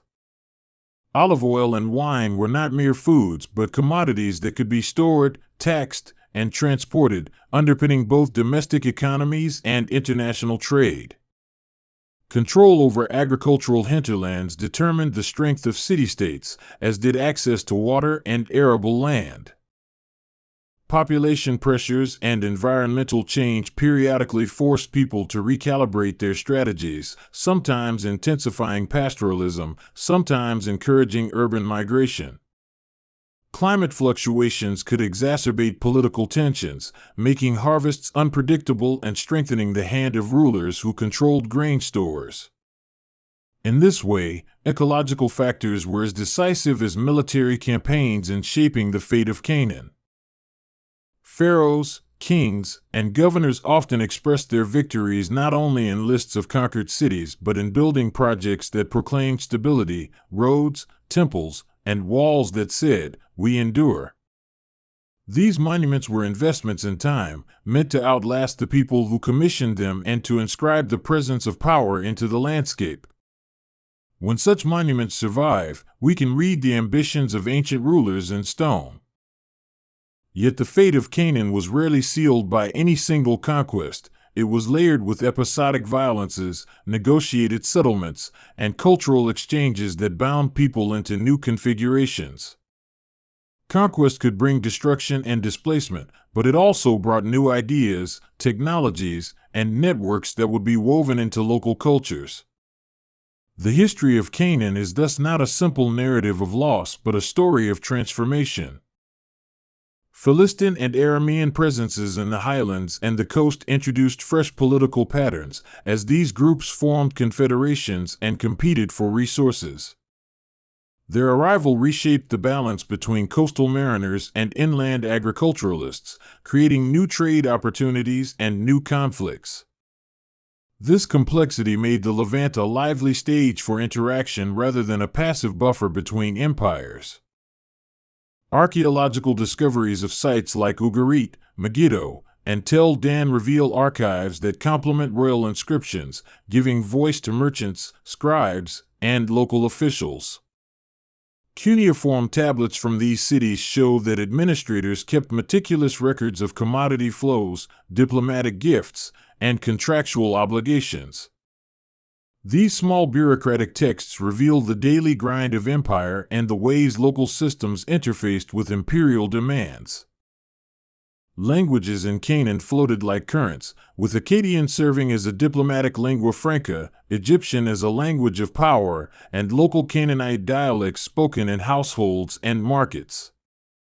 The coexistence of tongues underscores a cultural fluidity. Literate elites might operate in one language, while most of the population remained embedded in local speech. Language was thus both a tool of empire and a marker of identity. Women in Canaan participated in economic and religious life, sometimes prominently, as priestesses, proprietors, and stirrers of household economies. Textual hints and material traces suggest that women managed production of textiles and could control property in ways that varied by city and period. Their agency was often mediated through family networks, but could be substantial in both the private and public spheres. Craft specialists, from potters to metalworkers, were the invisible highways of cultural transmission, as their products carried techniques and styles across borders. A new alloy or a motif could spread quickly through artisan networks, reshaping local production. This technical exchange often preceded larger political shifts, meaning that cultural integration sometimes began in the workshop and market before it was formalized by treaties. Religion and politics were never far apart in Canaan, and prophetic voices later remembered these entanglements with imaginative clarity. Prophets spoke for the vulnerable, criticized kings who allied with foreign powers, and predicted doom as a divine punishment against infidelity to covenantal law. Whether historical or literary constructs, these voices illuminate how people made sense of catastrophe and conquest, interpreting political events through moral and religious lenses. Trade routes, both maritime and overland, stitched Canaan into broader networks that reached the Aegean, Anatolia, Egypt, and Mesopotamia.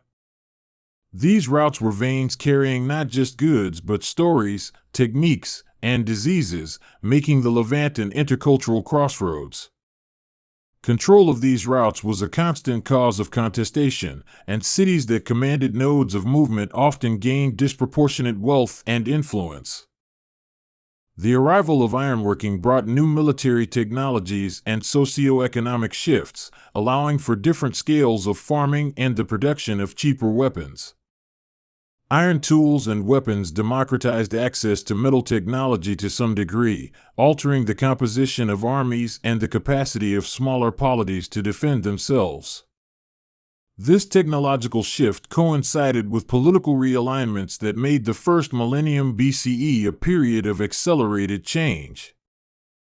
The story of Canaan cannot be told only through kings and battles. It must include the quiet persistence of family farms, the cyclical work of planting and harvesting, and the small rituals that structured everyday life. Festivals synchronized communities to seasonal cycles, while funerary practices encoded memory and lineage. These layers of ordinary life offered stability even as large-scale political systems rose and fell. Cosmopolitan port cities like Tyre became centers of economic innovation, their merchants forging distant ties that outlived many empires. The ability of Phoenician traders to adapt, using compact ships, flexible partnerships, and a reputation for neutrality, made them indispensable to interstate commerce. Their colonies and networks extended far beyond the Levant, carrying Canaanite influence into the wider Mediterranean. Imperial archives often used rhetoric of annihilation to terrify other rulers, but the practical result of conquest was often incorporation. Local elites retained some authority if they paid tribute, and everyday institutions could survive under new overlords.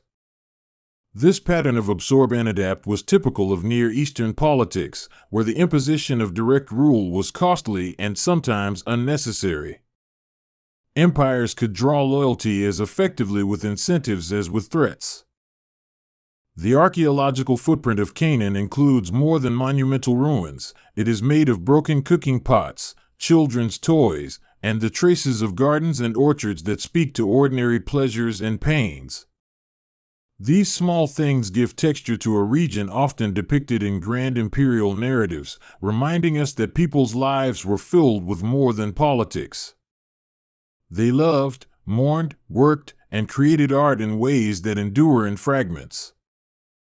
Eventually, Persian rule extended over the Levant, and with it came administrative reforms that reorganized provinces and re-established long-distance trade under a single imperial umbrella. The relative stability under the Achaemenids allowed for local autonomy in cultural and religious matters while ensuring the flow of taxes and soldiers to the imperial center. This period demonstrates how a potent but distant empire could integrate diverse peoples without erasing their identities. The Macedonian conquests and subsequent Hellenistic period introduced new cultural dynamics, interweaving Greek language and ideas with local practices. Cities became laboratories of cultural syncretism, where Greek temples might sit beside Syrian sanctuaries, and local elites adopted Hellenic fashions to varying degrees. Canaan's ancient identity did not vanish, it was refashioned by new artistic languages and political possibilities. Under Roman and later Byzantine rule, the Levant remained a contested periphery whose local forms of life continued to adapt to imperial structures.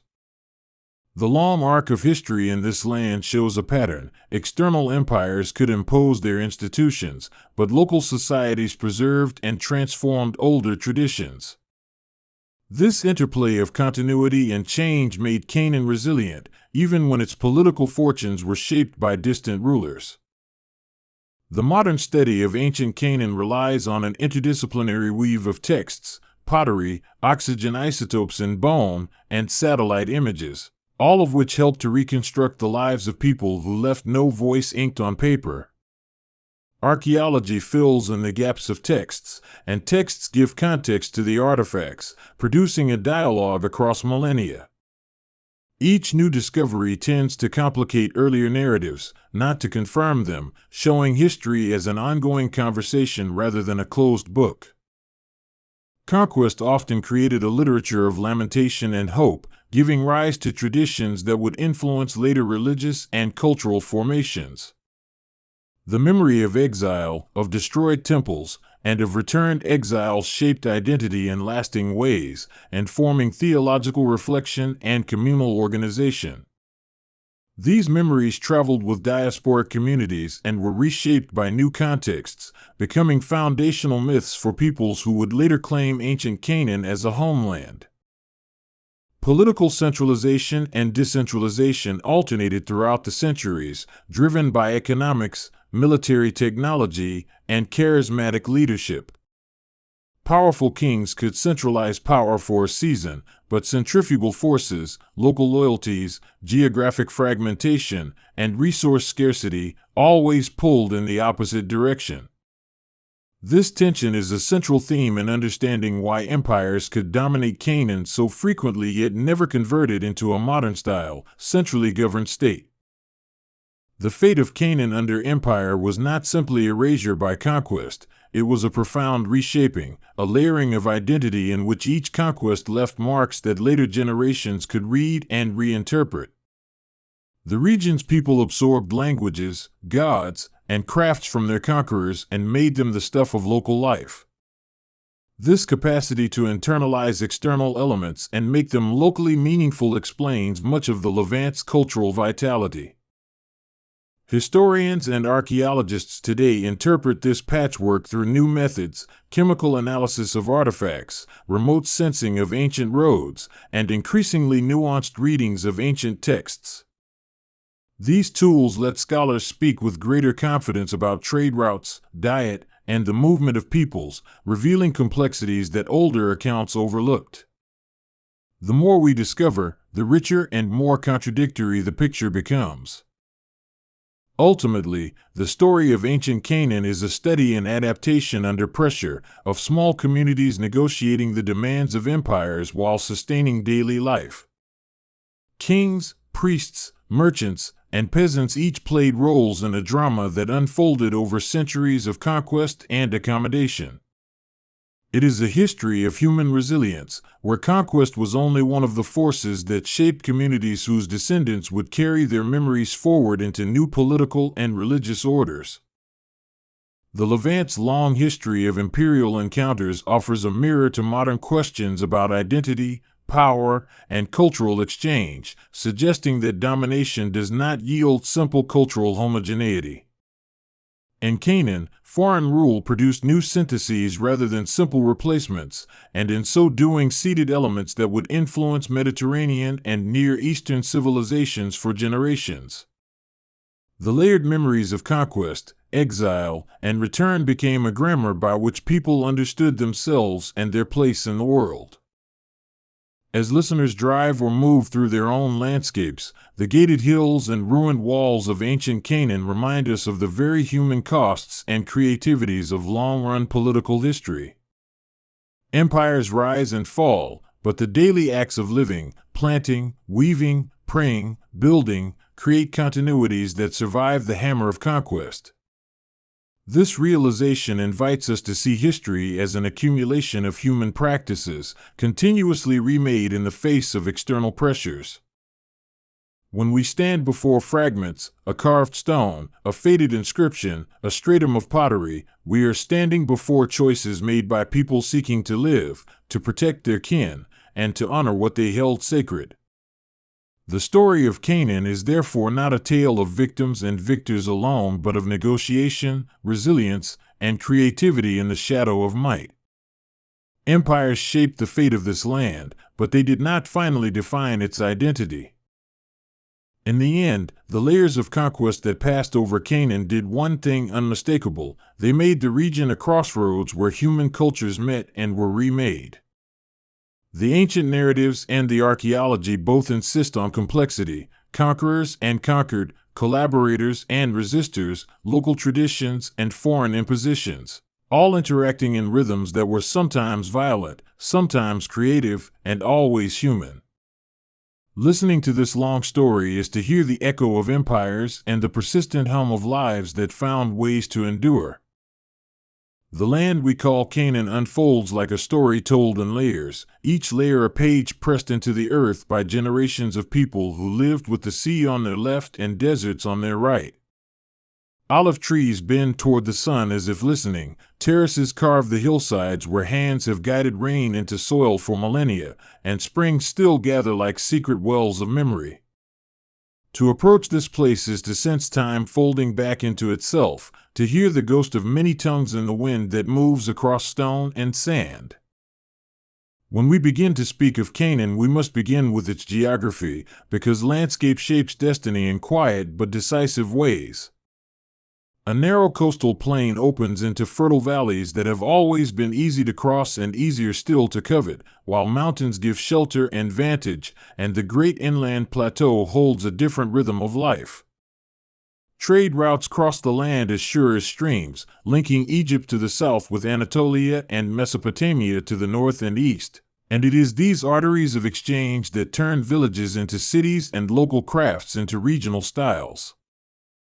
Long before the word Israel appears in written records, many peoples called this region home, and they shared crafts, gods, homes, and marketplaces in a complicated web of identities. The people we now call Canaanites were not a single unified nation, but a tapestry of city-states, family tribes, merchant houses, and temple communities, each with its own local flavor.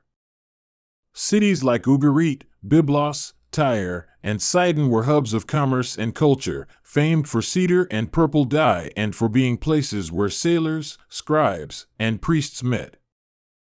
Their material world was rich and tactile: the blue of Mediterranean glass, the sheen of baked clay pottery, the green patina of bronze tools and arms, and the fine grain of carved ivory from distant elephant herds. Artisans traded techniques as easily as goods, and motifs traveled from palace reliefs to household bowls, so that a god carved in a temple might resemble a figure painted in a private home. These objects tell us of skilled hands and of an aesthetic that prized both the practical and the beautiful, where even a simple storage jar bears a trace of human intention and care. Religion braided into daily life in ways that are difficult to separate or fully reconstruct, because every household had its own shrines and every city had its own patron deities.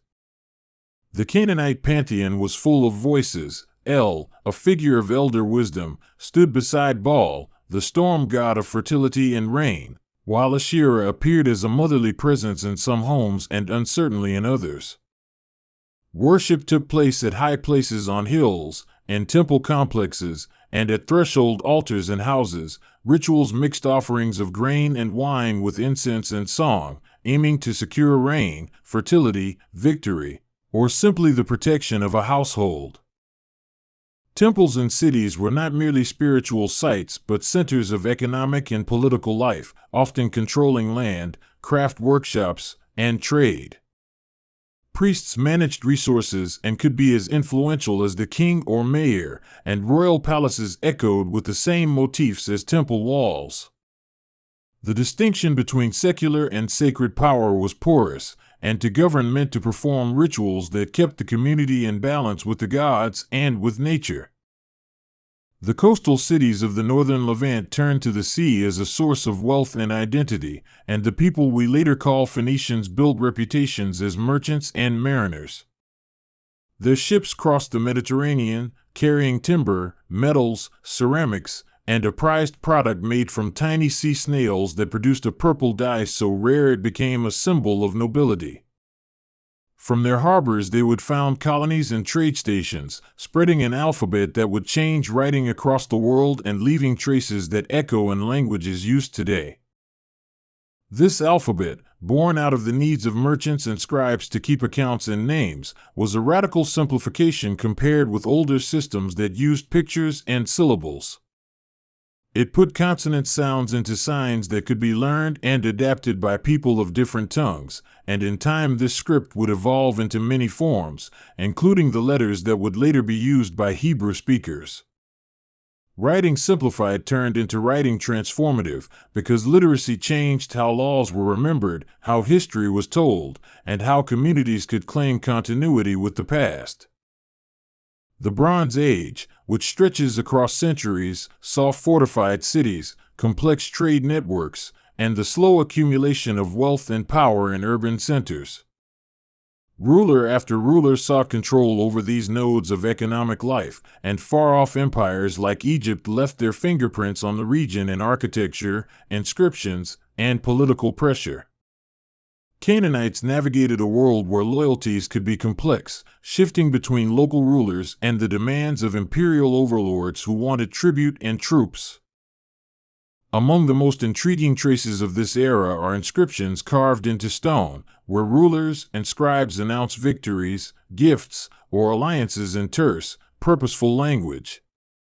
These inscriptions are fragments of public life and law, and they include names we recognize later in biblical narratives, placing the tales of kings within a broader tapestry of Near Eastern diplomacy and conflict.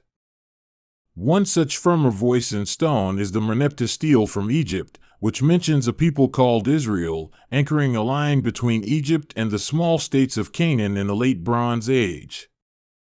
Endings and beginnings blur in archaeology because every collapse is also the seed of a new order, and the Late Bronze Age saw a series of shocks that rearranged the political map.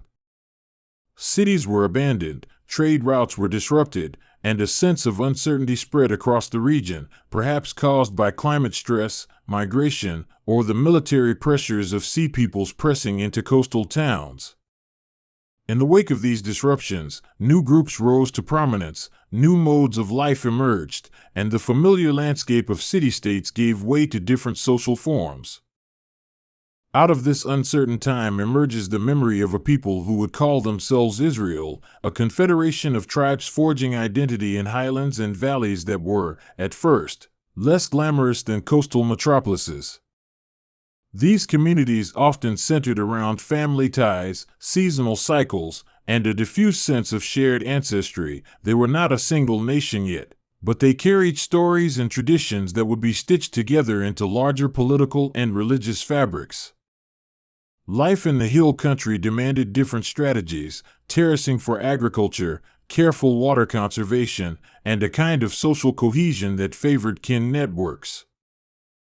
Our knowledge of early Israel is knitted from many threads: archaeological remains, later textual traditions, and the overlapping impressions left by neighboring powers. Archaeology reveals modest villages, storage bins, simple houses, and an increasing use of stone in communal constructions. The material culture of these highland communities was distinctive, and when they interacted with city dwellers, the exchange hovered between adaptation and resistance, a negotiation over what to keep and what to change. As these groups consolidated, the idea of kingship emerged in many places as a response to both internal needs and external threats, offering centralized leadership that could organize labor, command military forces, and articulate religious ideology. The biblical narratives place Saul, David, and Solomon at the center of a united monarchy that gathered tribes under one rule, And while historians and archaeologists debate the precise historical contours of this period, the stories themselves tell us about memory and aspiration. Kingship promised stability, monumental building, and a focus of cultic life in a central sanctuary that would shape identity for generations. Jerusalem, which would eventually become the symbolic heart of this emerging polity, grew from a fortress and a community on a ridge into a city whose spiritual and political magnetism would redefine the landscape. Under legendary rulers attributed with formidable building projects, Jerusalem became associated with a central temple, a royal court, and a corpus of law. The idea of a central sanctuary where the divine met the political became a powerful image that later communities would both celebrate and mourn. When the united monarchy, whether as described in later texts or as a loose coalition in political reality, fractured into the kingdoms of Israel in the north and Judah in the south, new dynamics took hold. The northern kingdom, with its capital at Samaria, developed its own political culture and alliances, while Judah preserved a distinct Davidic tradition in and around Jerusalem. These two kingdoms carved different paths, sometimes cooperating and at other times contesting the same territories and narratives. Religion continued to evolve in this era, drawing on Canaanite roots but also giving rise to unique forms of worship and theology. Worship of Yahweh, a name that would become central to Israelite identity, mingled with older fertility cults and ancestral cults, and rituals were adjusted to new circumstances. High places persisted, prophets rose to critique kings and temples, and the priestly class codified laws that would shape community life in formal and lasting ways. The prophets occupy a distinct rhythm in the history of Israel and Judah, not simply as fortune-tellers but as public voices who demanded justice and fidelity to a covenantal ethic. They rebuked the powerful, defended the poor, and insisted that religious rituals without moral action were empty. Their words, preserved in prophetic books, became a canon of ethical and theological critique that would resonate beyond the borders of any single kingdom. Material culture during the Iron Age continued to tell a story of both continuity and change, with pottery styles adapting, fortifications rising in key locations, and inscriptions occasionally reminding us that literate elites kept records of land, law, and lineage. The Tel Dan stele and the Mesha stele are among the texts that speak of kings and wars, giving us outsider perspectives that sometimes confirm, sometimes complicate the written traditions from within. Such artifacts serve as witnesses, each with its own point of view, adding texture to the broader narrative.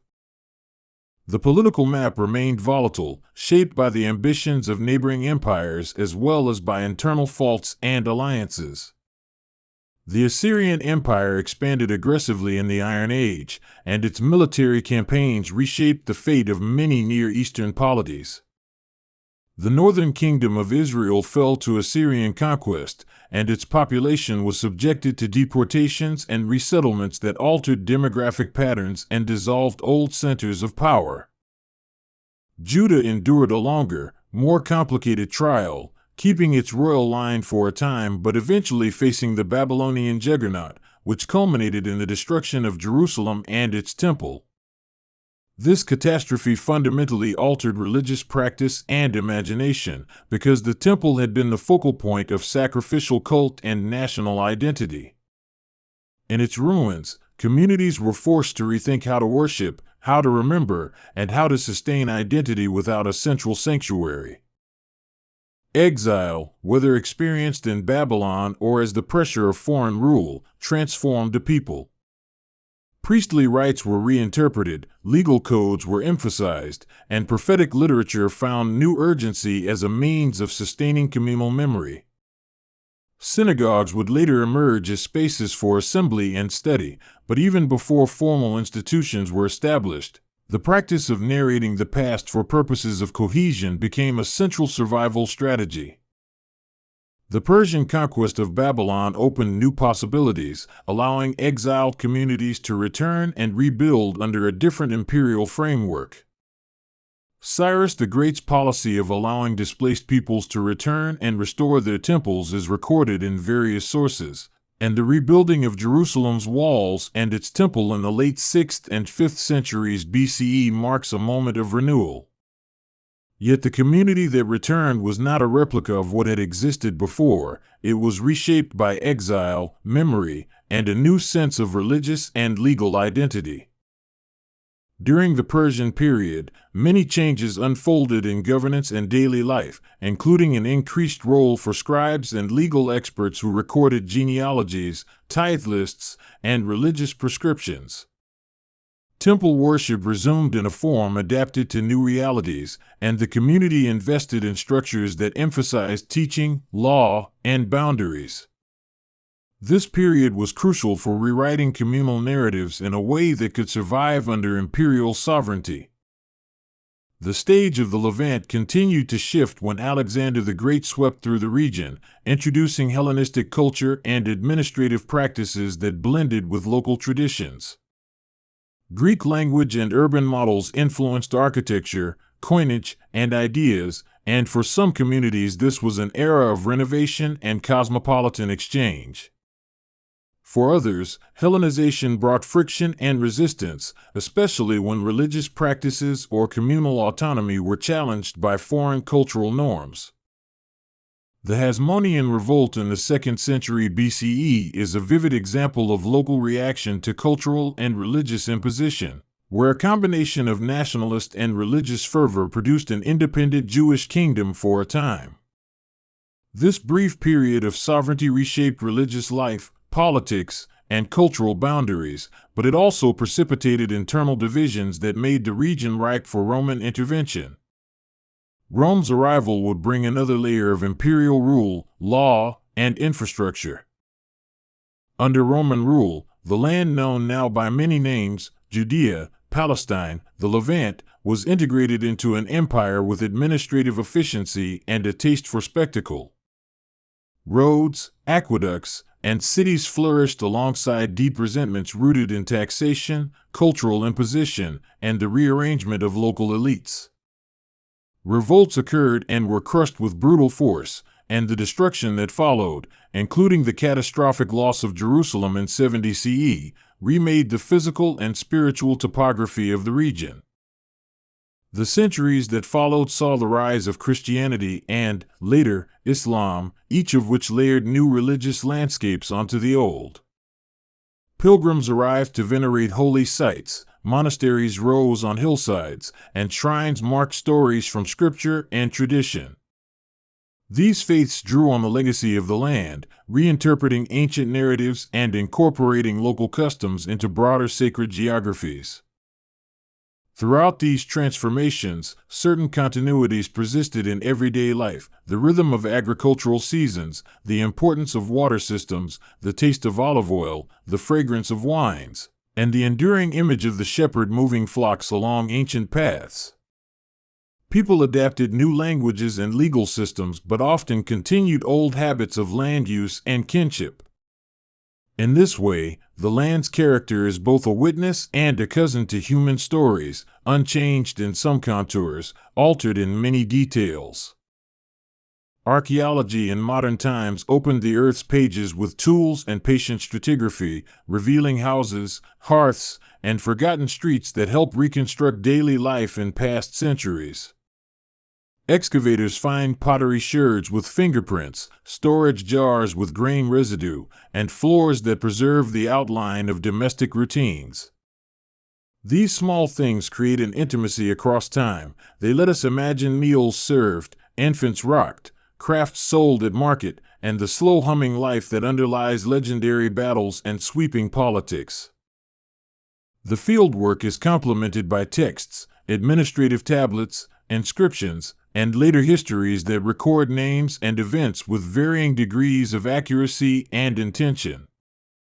The combination of archaeological data and textual analysis allows historians to propose narratives, but these reconstructions are always provisional, subject to revision as new evidence appears. The past is an argument, and scholars piece together scenarios that feel coherent while acknowledging uncertainty.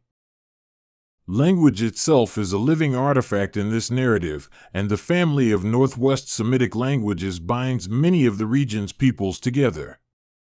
Phoenician, Aramaic, Hebrew, and other dialects shared grammar and vocabulary, making translation between tongues easier than one might expect. This linguistic kinship facilitated trade, diplomacy, and cultural exchange, and it made the spread of alphabetic writing more fluid across cultural boundaries. The alphabetic revolution matters because it democratized inscription in a subtle way, enabling smaller elites and merchant families to record transactions and thoughts without the burden of complex script systems. Names, contracts, prayers, and legal decisions could be etched into pottery, ostraca, and stone, building a more accessible archive of everyday life. Over centuries, written culture congealed into canonical forms that would be used for religious, legal, and literary purposes. Religious identity, particularly the emergence of monotheistic strains of worship, is one of the most discussed legacies of this land. The trajectory from polytheistic cultures to a centralized worship of Yahweh did not happen in isolation. It involved syncretism, debate, reform, and the powerful agency of texts and institutions. By the time monotheism crystallized in ways recognizable to us, it had already absorbed many social, legal, and ethical elements from its broader cultural context.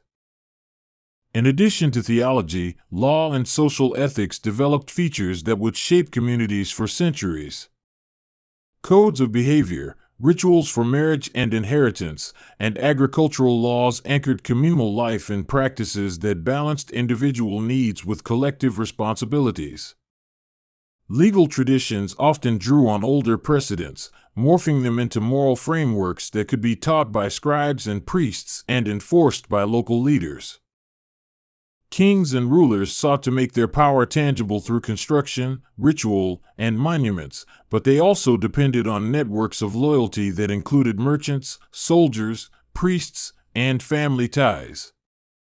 Power in this landscape was rarely absolute. It was negotiated and contingent upon the capacity to mobilize resources and the goodwill, or fear, of constituents. When kings succeeded, they left palaces and inscriptions. When they failed, their cities might be razed, their names scoured from records, and their monuments toppled.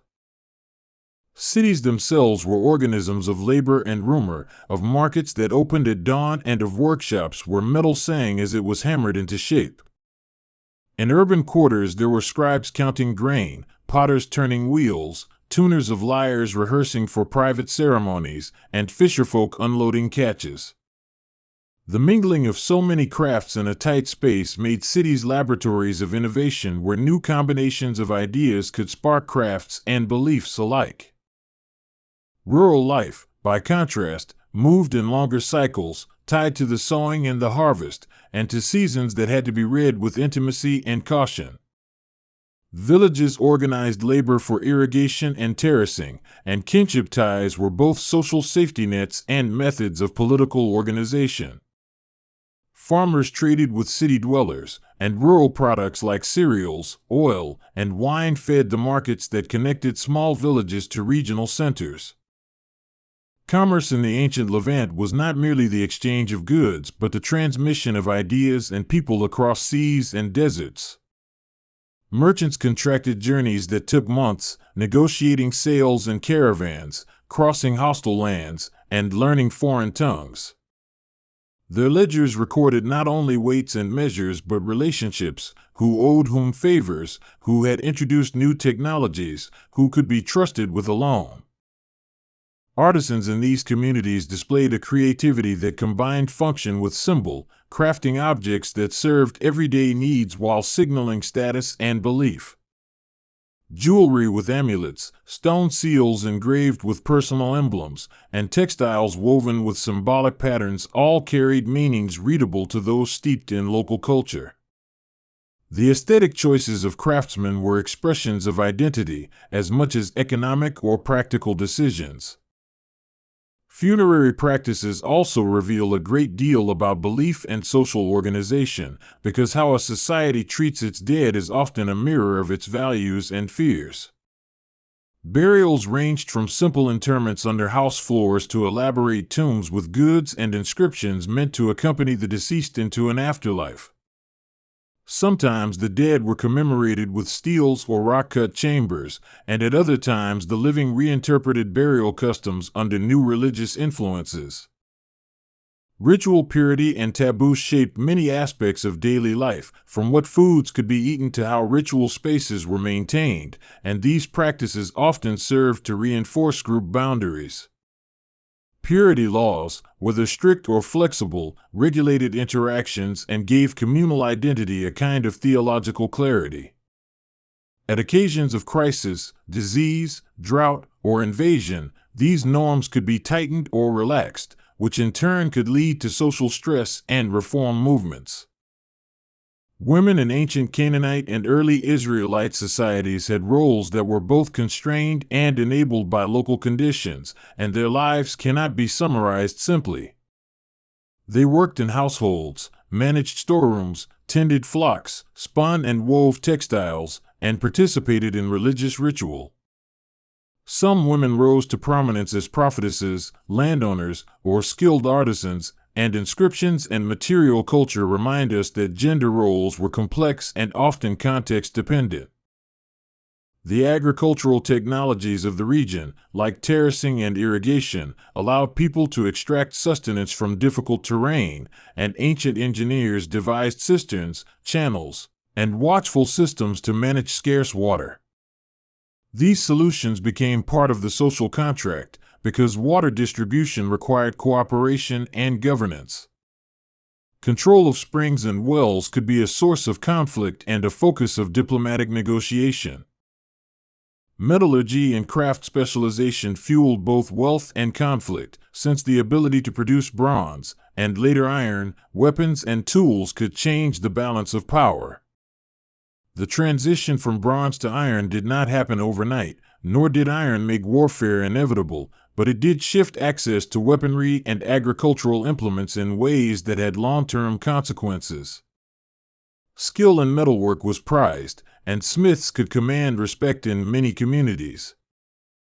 At sea, maritime peoples developed technologies and knowledge of winds, currents, and trade winds that made long voyages possible, and their ports were nodes of cultural convergence. Sailors brought back not only goods but stories and foreign goods that inspired local imitations. Maritime exchange shaped taste, economy, and the diffusion of ideas in a way that inland communities could feel profoundly even if they never saw a ship.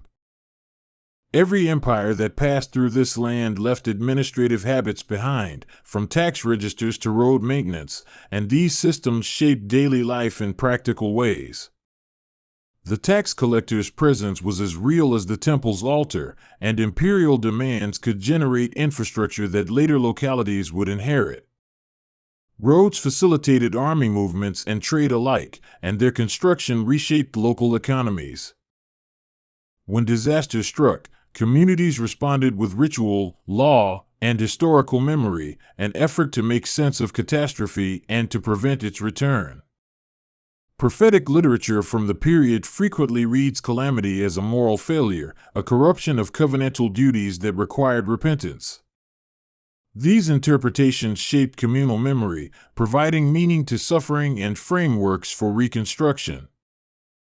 Memory itself is a recurring theme in this story, because the way communities remember events becomes a source of authority and identity. Stories of founding ancestors, of divine promises, and of catastrophic losses are narrated and reenacted by parents, priests, and poets, forming a chain of tradition. The past is not simply recorded, it is performed, and each performance adapts the past to serve present needs and future hopes. The development of law codes and legal institutions provided stability and a sense of fairness that could be taught and enforced, often by scribes trained in specialized schools. Legal documents dealt with land ownership, marriage, trade, and criminal acts, and they were grounded in both custom and written statutes. The act of formalizing law is itself a form of cultural consolidation because it fixes norms in a way that can outlast individual rulers. Education and the training of scribes were central to this process, as literacy allowed elites to preserve treaties, record transactions, and compose literature. Scribes were more than clerks. They were cultural artisans who preserved memory and shaped ideology. Their schools produced a class of professionals whose pens governed as much as the sword in certain contexts. Hospitality and hospitality law played large roles in a world where travelers could be as likely to be merchants as brigands, and the expectation of care for strangers created social bonds across communities. Hosts provided food, shelter, and the promise of safe passage, and these rituals of welcome were also a way to display status and to secure alliances. The code of hospitality could be both a moral and practical imperative in difficult times. Music, poetry, and oral storytelling were vital forms of expression that tied social life together, from the simplest working psalms to the most elaborate court poetry. Lyres, flutes, and percussion accompanied rituals and festivities, and oral poets preserved genealogies, heroic tales, and wisdom sayings that informed moral life. These arts were communal practices that reinforced memory and identity in ways that literacy alone could not. The visual arts, from frescoes to carved reliefs, expressed cosmology and power with immediacy, and their imagery often blended local motifs with imported aesthetics. Bulls and lions, winged figures, and celestial symbols adorned public spaces and private homes alike, communicating messages about fertility, strength, and divine favor. The same motifs could carry different meanings in different contexts, so a carved bull might represent storm power at one site and royal protection at another. Trade in luxury goods amplified social differentiation because items like purple-dyed garments, imported ivory, and gold ornaments signaled status and connected elite households to wider economic networks. Display and consumption became ways to navigate social hierarchies, and elites often acted as cultural gatekeepers who determined taste and fashion. The desire for prestige goods drove innovation in production and in long-distance exchange networks. Famine and food insecurity, recurring features in the ancient Near East, shaped political life as much as weather patterns did, because rulers had to manage grain reserves and distribution to maintain legitimacy. Storage systems and grain levies became tools of governance, and control of staple foods could determine the loyalty of urban populations. When grain flowed, peace was more probable. When it stopped, uprisings and migration followed. Migration and the movement of peoples were common responses to environmental and political stress, bringing new names and habits into the mix. Some migrations were gradual, others abrupt, and their consequences varied according to local adaptability. Newcomers could integrate into existing communities, displace older groups, or create hybrid identities that mixed old and new practices in surprising ways. Religion and national identity did not always align neatly, and many communities held complex loyalties that mixed ancestral rituals with newer, centralizing theology. The narrative of a single faith emerging clearly from paganism is too simple. In reality, long contact and negotiation produced layered practices. This syncretism meant that ideas traveled between temples and households, producing local variations in worship and belief. The idea of covenant, binding agreements between people and their deity, is one that grows in these societies and becomes a theological frame for legal and moral obligations. Covenant language speaks of mutual promises, expectations, and consequences, and it provided leaders with a moral vocabulary to bind communities together. This language proved adaptable, appearing in various forms across different eras and serving as a touchstone for reform and memory. Festivals and communal gatherings punctuated the agricultural year and offered moments for reenacting myths, praising deities, and redistributing goods. These events reinforced social bonds and allowed leaders to display piety, generosity, and control. Festivals were also moments of cultural performance, where music, food, and ritual combined to remind participants of shared stories and values. The economy was a mixed mosaic of state-controlled production, private enterprise, and household subsistence, and each layer fed into the other.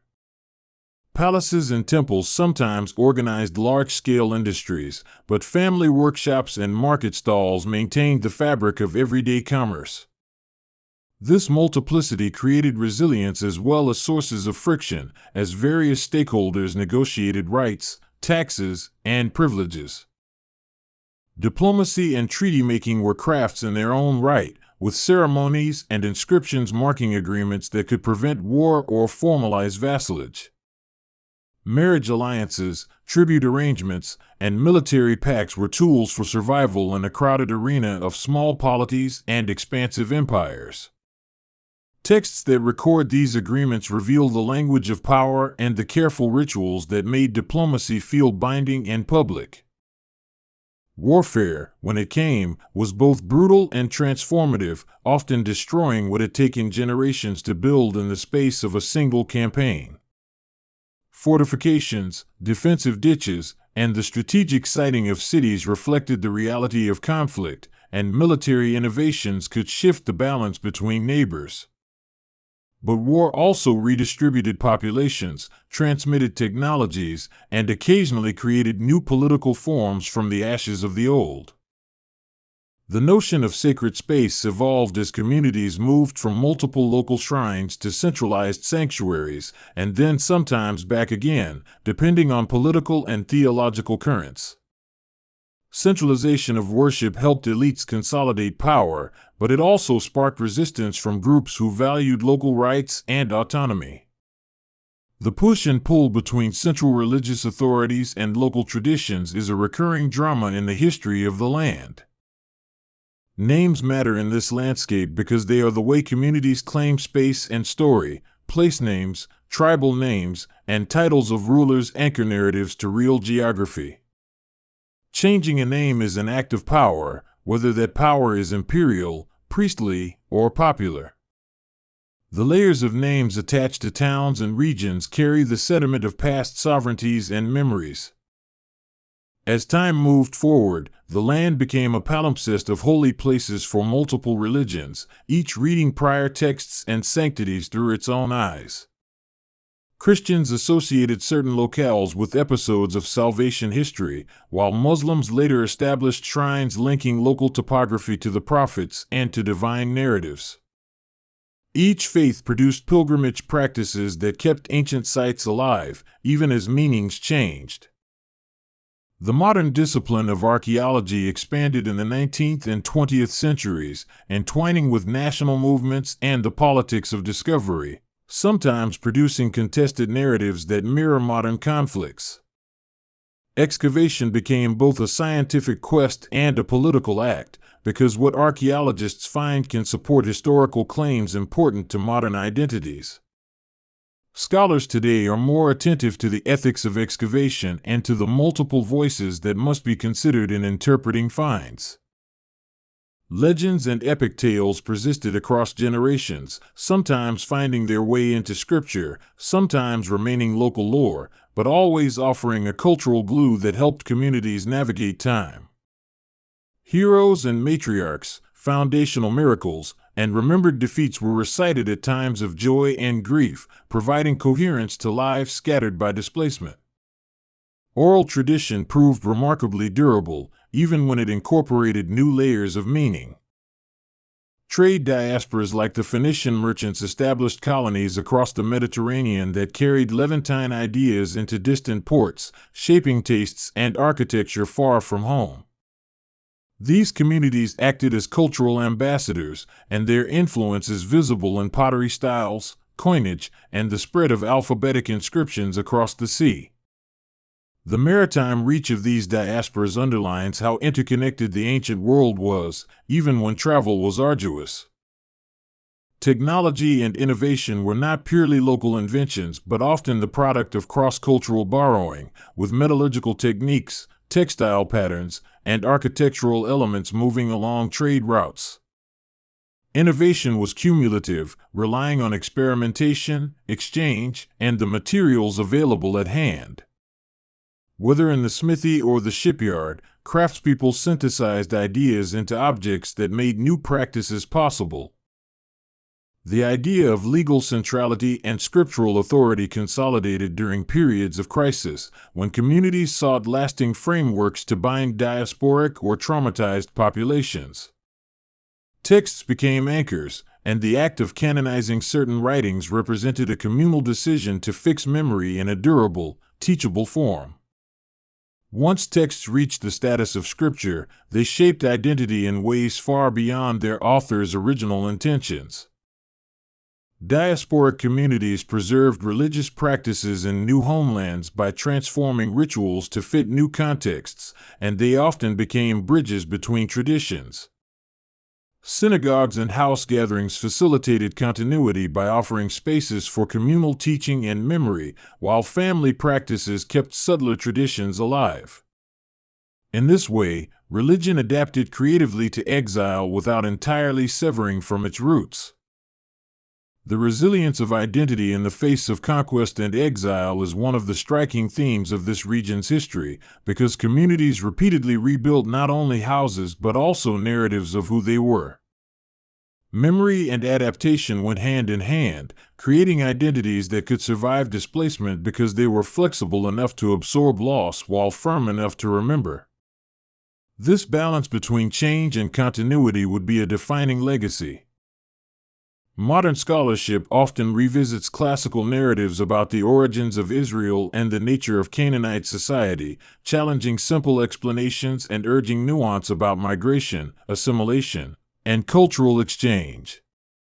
The debate among historians, archaeologists, and linguists is dynamic and generous in inquiry, aiming to reconstruct a past that resists tidy narratives.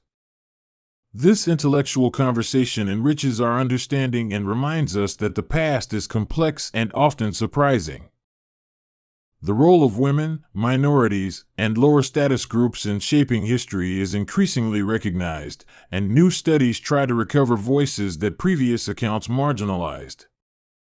Material culture provides clues to lives lived off the page, and careful reading of texts sometimes reveals unexpected agency among those traditionally seen as peripheral.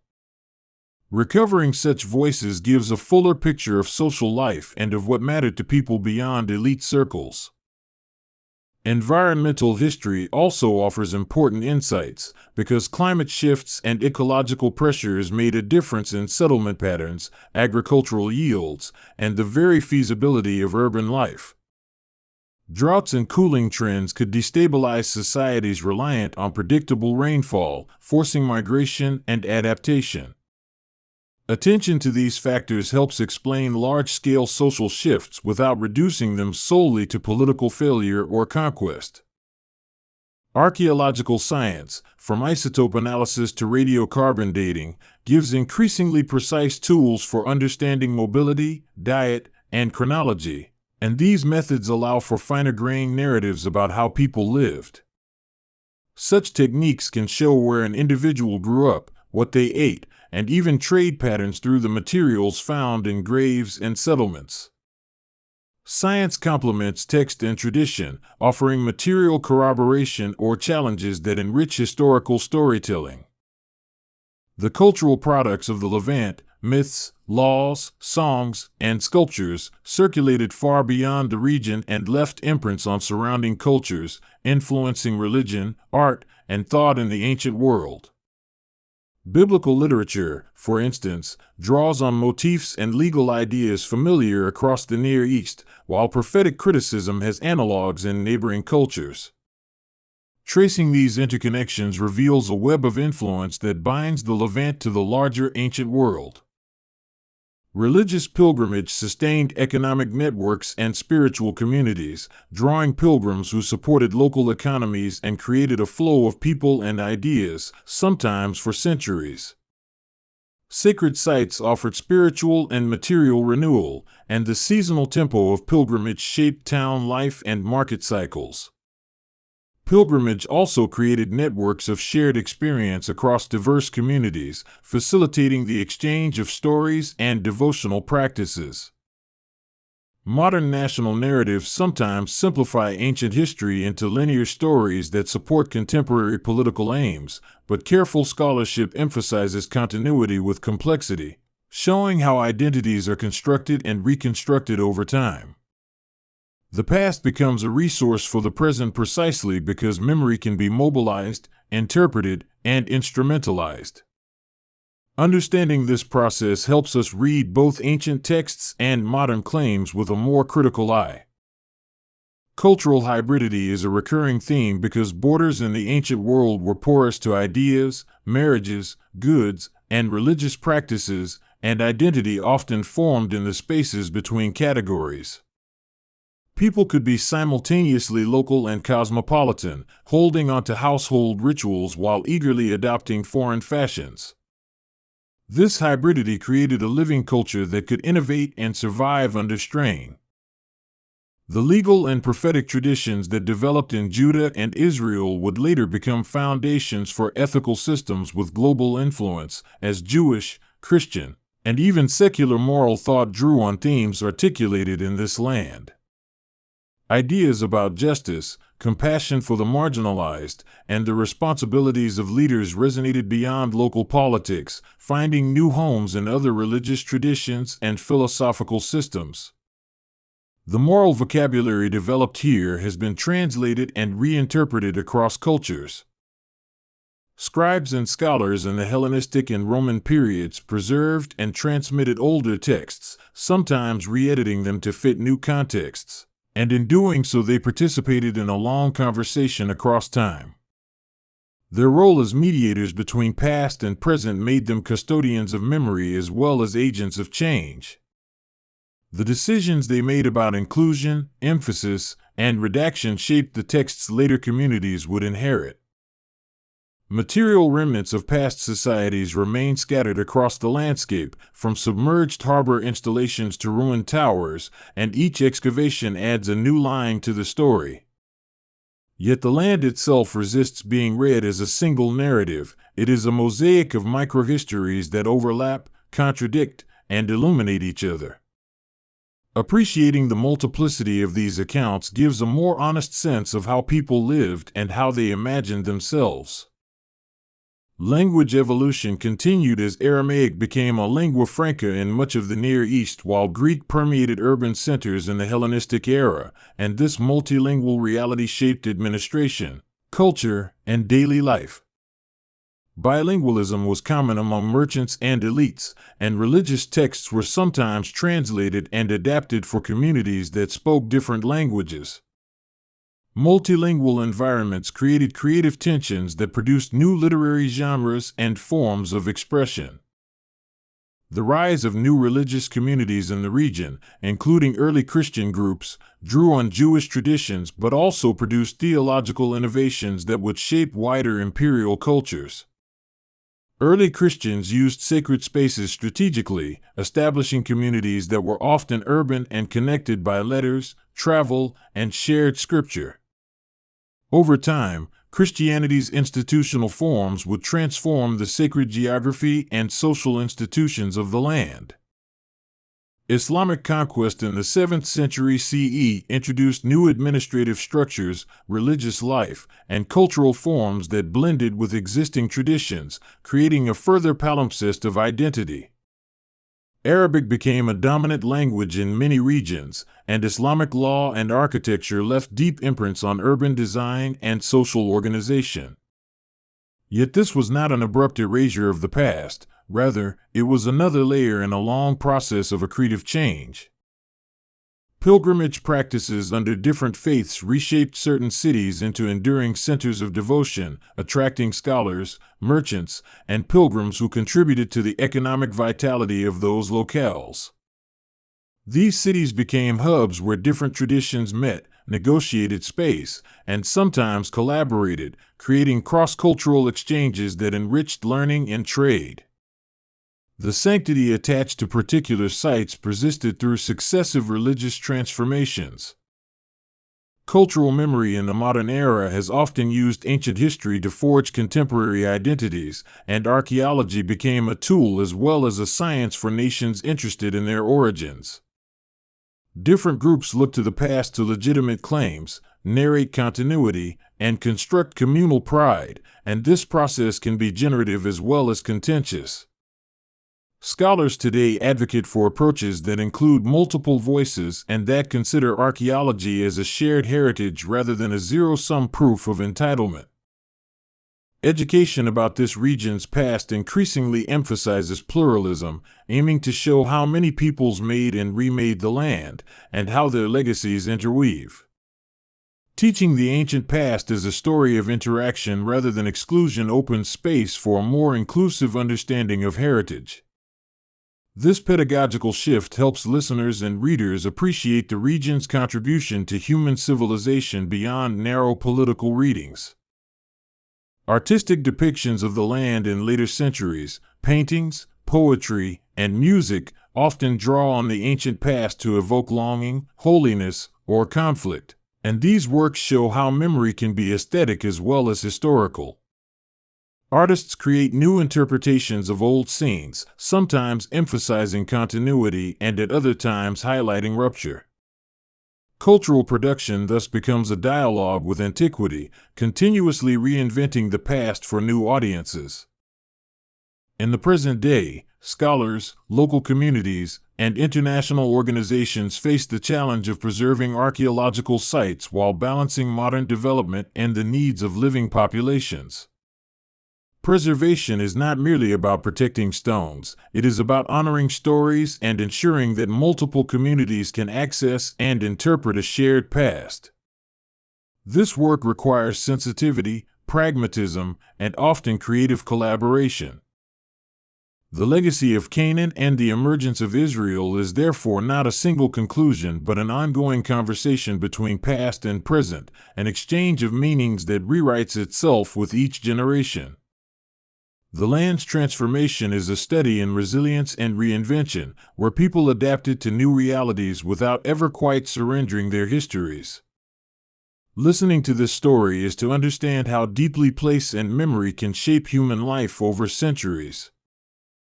As you travel through the modern landscape, whether by road or by thought, the hills and valleys carry echoes of these ancient lives, and every ruin and spring has a memory that can be read with patience. The details of daily life, what people ate, how they married, how they judged fairness, connect us to distant ancestors who faced dilemmas not wholly unlike our own. The continuity of human concern is the thread that ties ancient terraces to modern olive groves, and that thread is what gives meaning to the archaeological and textual evidence we cherish.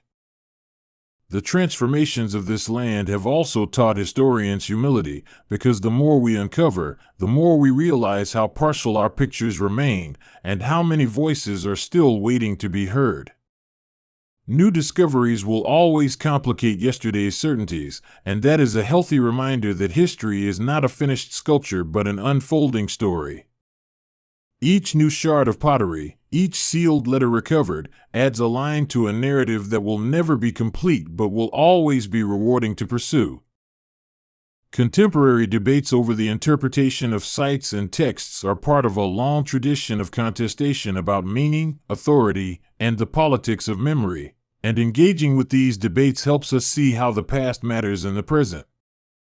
The stories people tell about ancient Canaan and about Israel are often testimonies to identities and formation, to grief and hope, and to the human need to find origins.